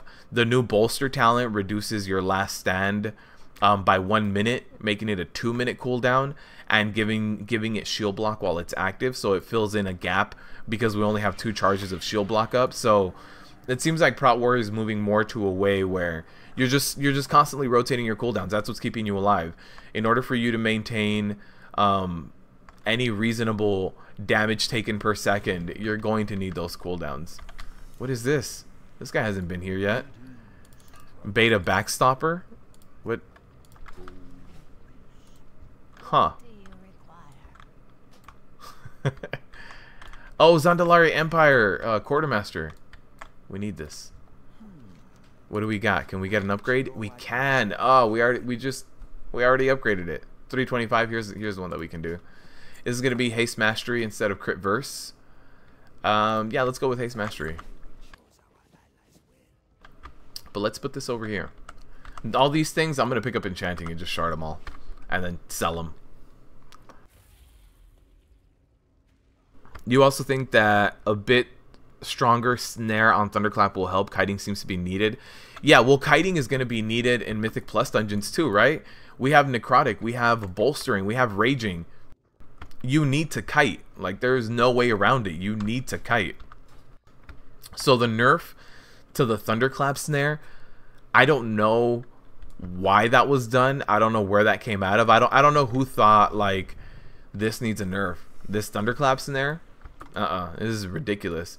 What they basically did was they added the snare to Dragon Roar, right? So Dragon Roar has that 50% snare. So when you run Mythic Pluses, where you're going to have Raging, Bolstering, or Necrotic, you're going to need to pick up Dragon Roar. It's going to be one of those things that's no question. You need to pick it up. But if they gave Thunderclap back that 50% snare, it'd be nice. Superman doesn't need a jetpack? Yeah, but Superman still needs a job to pay for stuff, right? You made it? Yeah, you did, Brendan. Yeah, you did. Why am I keeping that amount of equipable items, Sebastian? Or Sebastiao? It's because I want to DE all these damn things. That's all. The Azurite ones, I like keeping them because they're changing the traits all the time. And it's good to see what changes they're making to Azurite traits. So I try to keep as much Azurite gear as I can. But all these other ones, I like to DE them to see the enchanting. That being said, I already have 2 enchanters in the beta. But I do like to DE all these things. One other thing is that, like, right now the DE mats are really selling high, so maybe I can even get myself a nice little auction house long neck. Let me get over to the island guy. Do I think that bears will be able to hold their own in Mythic Plus? Absolutely, Mr. Visions. Absolutely. I think for the large majority of people that are just running Mythic Pluses for completion, right? When you do your plus 15 for the week, you run it for completion. Even when you're pushing your plus 17, plus 20s, plus you know, anything higher than that. However high you're running your Mythic Pluses, you're really pushing for completion. You're not pushing for time. The only people pushing for time are the people competing in Mythic Plus, the MDI. Sorry, in the MDI. So for the MDI, Blood DKs are still going to be top notch because Blood DKs have the ability to relocate mobs, which is very, very strong. I still don't meet the requirements for that. Let's do a heroic island. So yeah, Blood DKs are still very strong because they can relocate mobs. Hey, that caster standing in Sanguine. Hey, this ranged person is a little off there. The aggro snapped over to someone else. Like all these little things, Blood DKs don't necessarily have to worry about. Blood DKs also have a very good AoE snare that they can rely on. Blood DKs also negate necrotic. So when we talk about necrotic and the ability to kite, Blood DKs don't need to worry about it. AMS, you're good. So in the MDI, Blood DKs eliminate a lot of those Mythic Plus affixes, so it's going to be very difficult to replace them. But for everybody else, all of us who just aim for completion, Guardian Druids are going to be very, very good. There's no like realm in which Guardian Druids are weak by any means. This is the first expansion since Burning Crusade was announced that you won't be running your warrior tank as your main to start with. Oh, Brendan, you are switching over to your paladin? We were talking about that yesterday. You decided to bite the bullet and get your prop paladin up there. I can log into the prop paladin I have here as well and show you some really cool things, Brendan. I don't know if you've been able to catch the streaming VODs, but there's a lot of very positive things happening with prop paladins.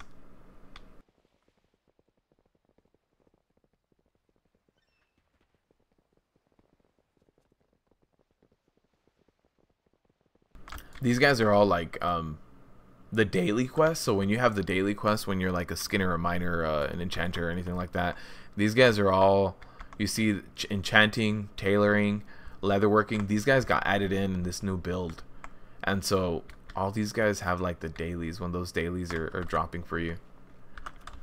Item level 320. We started at item level 307 today. We got 13 item levels today just by doing heroics and mythics, and none of it, again, none of it was a very big struggle. Like, it was all pretty straightforward. I'm definitely jealous of these guys. You do have the same fun on it, so it's more breaking tradition. Yeah, tradition and nostalgia is a big part of World of Warcraft. Do I think Protection Warrior will be a very difficult class to play? Shazam, if it stays how it is, yes. In order to make Protection Warrior work, you're gonna have to jump through a few hoops and stuff, you know. But there is a few, like, I'm hopeful that there's still more changes for the Prot Warrior. Definitely hopeful. Oh, here's a transmog person. So I'm very hopeful that they still have a few more pending changes. I want to see a few more changes. But if they keep them the way that they are now, it's going to be very difficult to make Prot Warriors work in an endgame scenario where you're pushing mythic raids, you're pushing, you know, whatever content it is that you're pushing, it's gonna be difficult. It's gonna be very difficult. So it's not really gonna be even a skill cap in terms of only the most talented people can play warrior. It's gonna be, you need to know exactly what you're doing and when you're doing in order to stay alive, and even then you're gonna be performing slightly below average to average at best. I think that the way the Prot Warriors are structured right now, I don't think there's any world where they can perform above average. Like, a lot of people are still saying, well, ignore pain ignores magic, so that's going to be a big thing for them to do. Well, even though stuff like Guardian Druids can't ignore magic, Guardian Druids have the biggest HP pool, so having a huge HP pool to take that damage in and then being able to frenzied regen is a different way of combating the magic damage that you're taking as opposed to straight mitigation.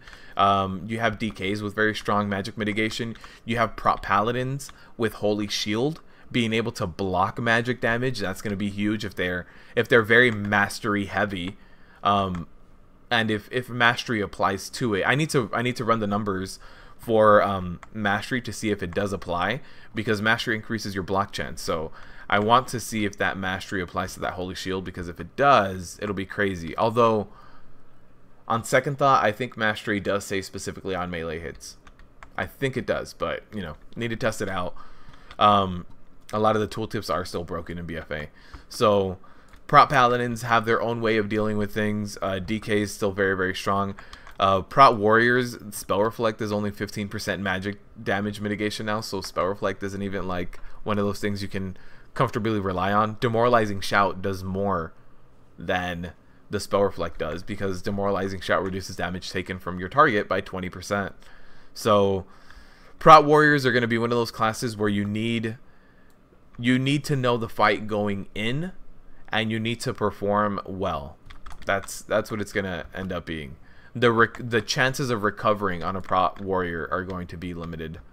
When you have monks with stagger have always been really good at recovery, and then you have guardian druids as well that are good on recovery with their ability to pop a really nice self heal for 25 to 30% of their HP, depending if you run Guardian to the Loon or not.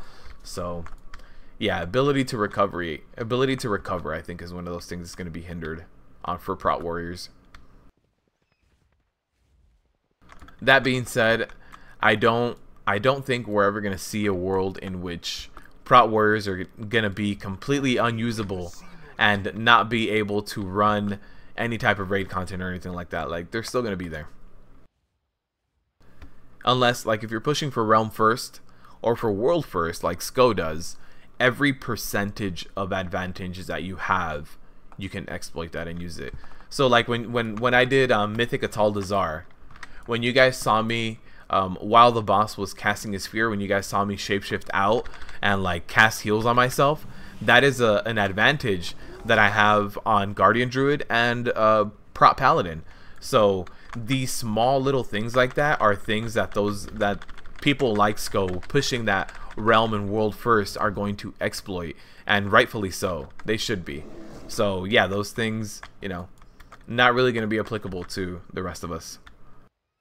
You plan to stick with your warrior? Been with it since vanilla, gonna stick with it now? Yeah, Beefy, I've been with my warrior since Wrath of the Lich King. Before that I played a Holy Paladin, but since Wrath of the Lich King I've played my prot warrior, and I'm going to level up my prot warrior and play it to the end. But if playing my prot warrior is just making my healers in my guild struggle to keep me alive just because I'm hard-headed, then my prot warrior is going to take a backseat and become my pug tank. Like for my guild runs, I don't want to put my my healers in any extra stress, so I'm going to be running a demon hunter as well. So depending on which one I feel more comfortable in and which one performs well, like if I can make both of them perform in a reasonable competitive scenario, then stick with my warrior. But if warriors are just always underperforming, then I might have to switch over to my Vengeance Demon Hunter for guild runs, but still have my prot warrior there. This island, nobody queues up for heroic islands, guys. Everybody queues up for normal islands. Alright, we'll wait for the 10-minute mark. If nothing happens, Brendan, if you're still there, I'll show you this prop paladin thing that you should really know before going in. That's gonna make your decision even easier.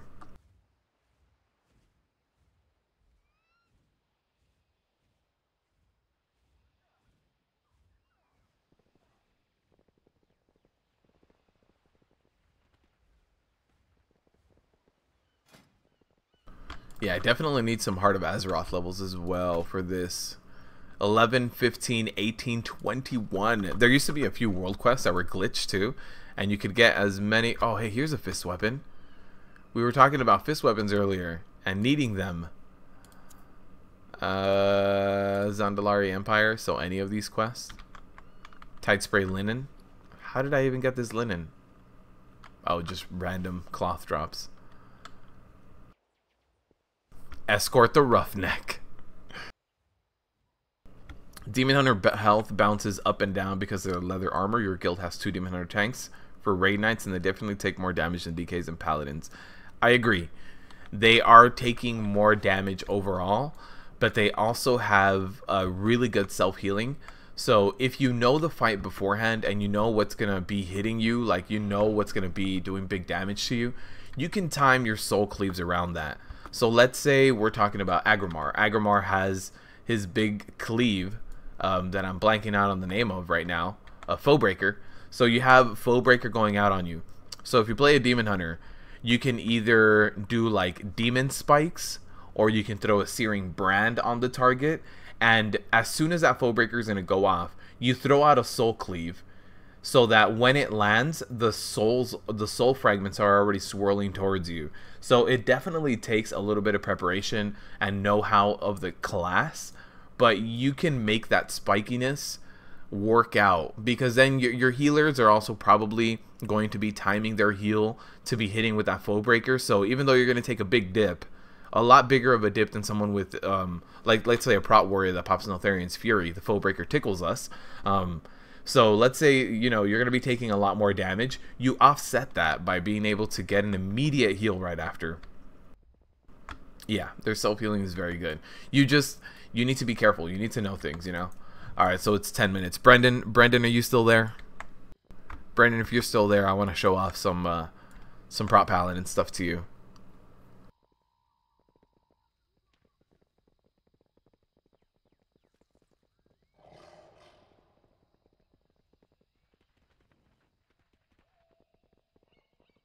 Brendan, come back.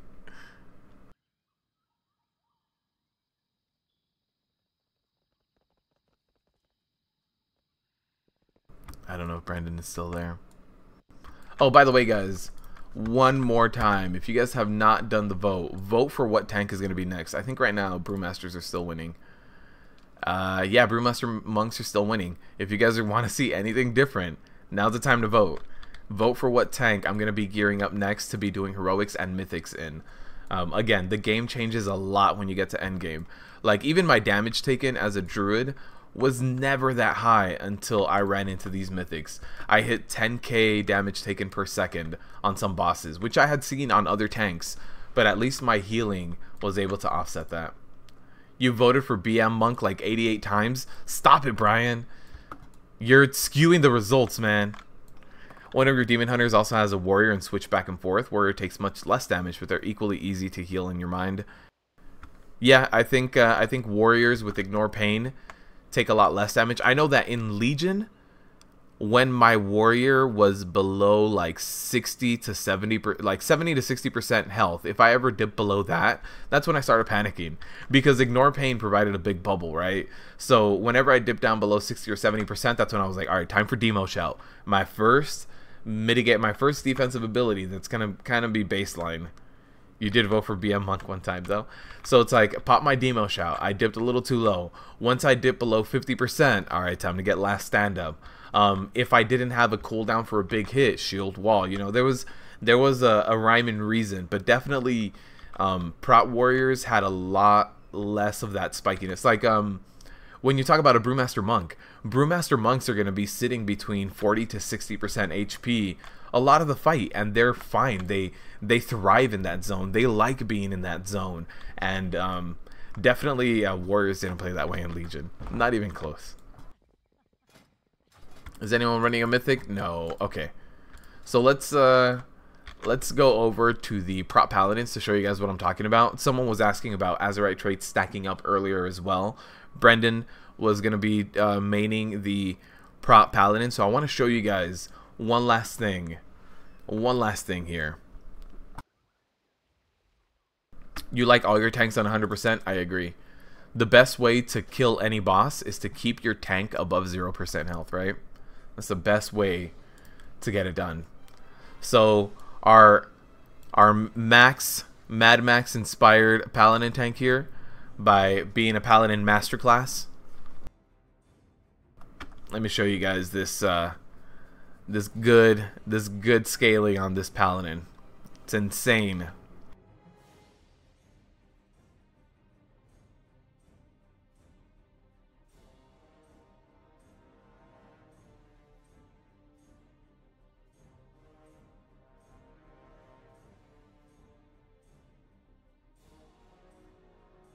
So also, the way that blocking works is changing in BfA a little bit, and that video is coming up. But block value basically adds your shield on top, your shield's block value armor on top of your normal armor. So, let's go over to a dummy.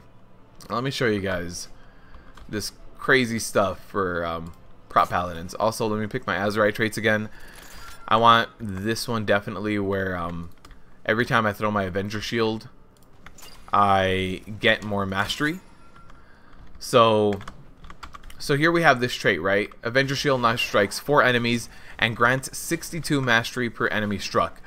So this is going to cleave 3 times. How much was it? 60 something or other? 62 mastery. 62 mastery. It's going to hit 3 targets. So if I do... one of the Azurite traits would be 186 mastery, right? So it's gonna hit 3 times.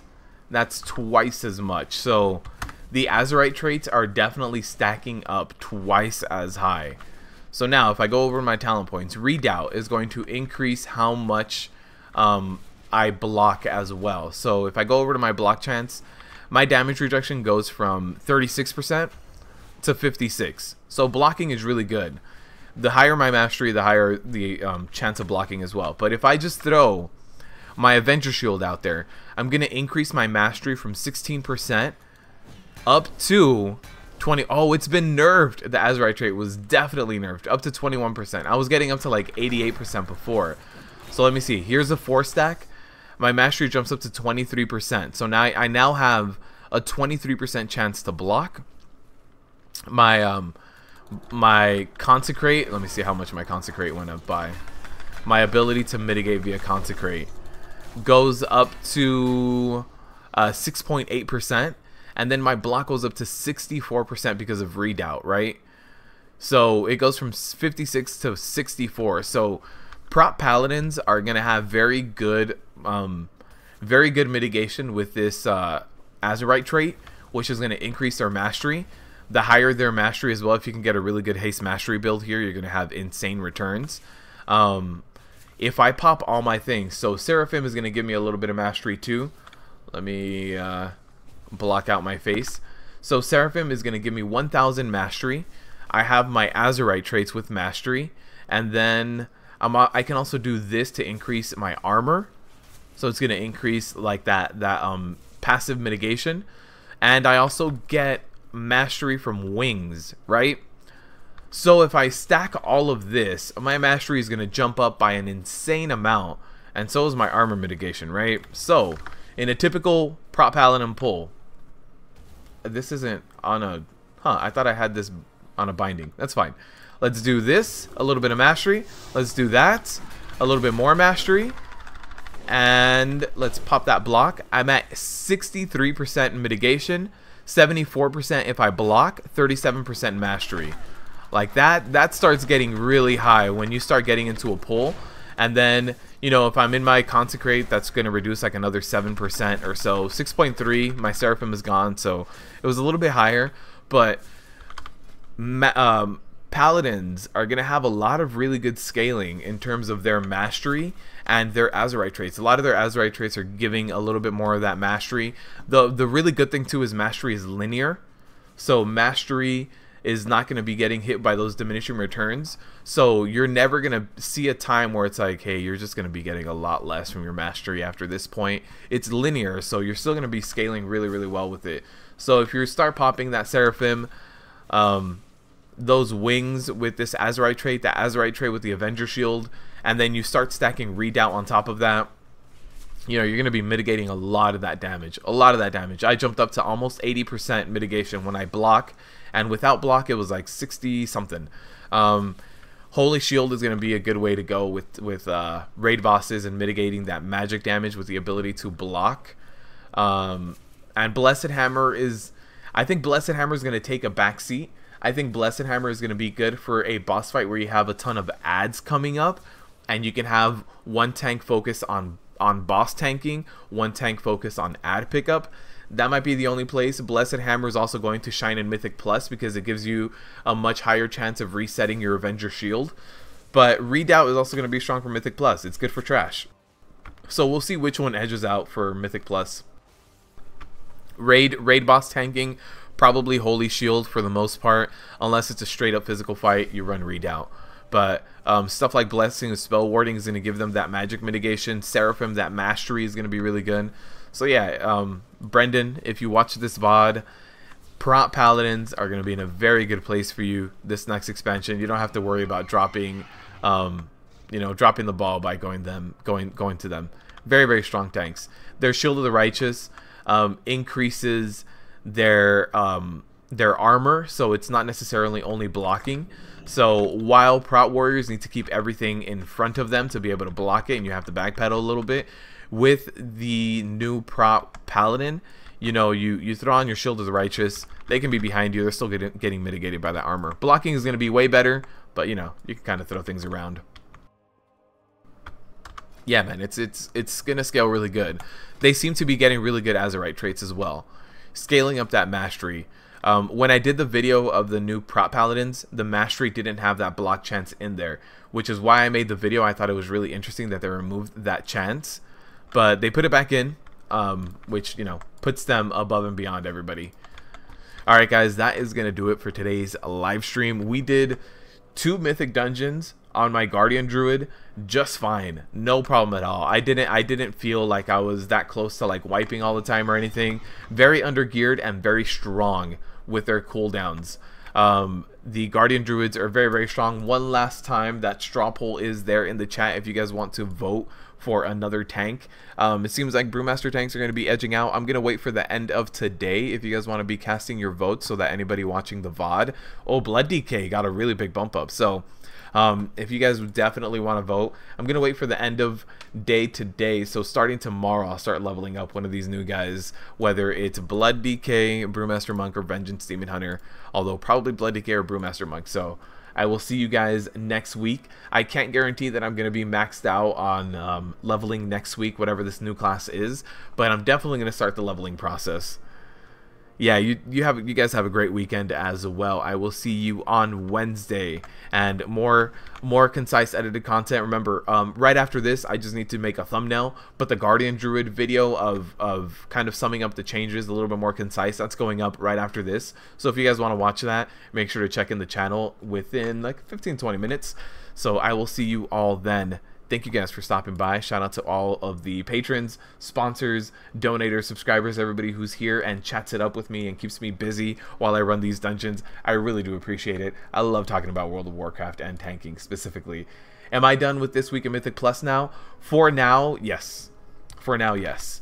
So there's a lot to do in BfA and a lot of things I want to show you guys so that we all know the decisions going into BfA.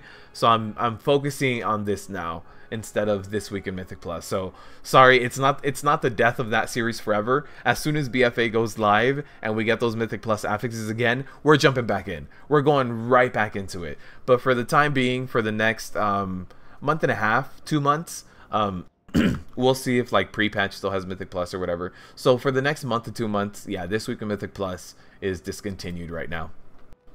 Alright guys, see you all next week. Thank you all for stopping by. I hope I'll see you here on Wednesday, same time.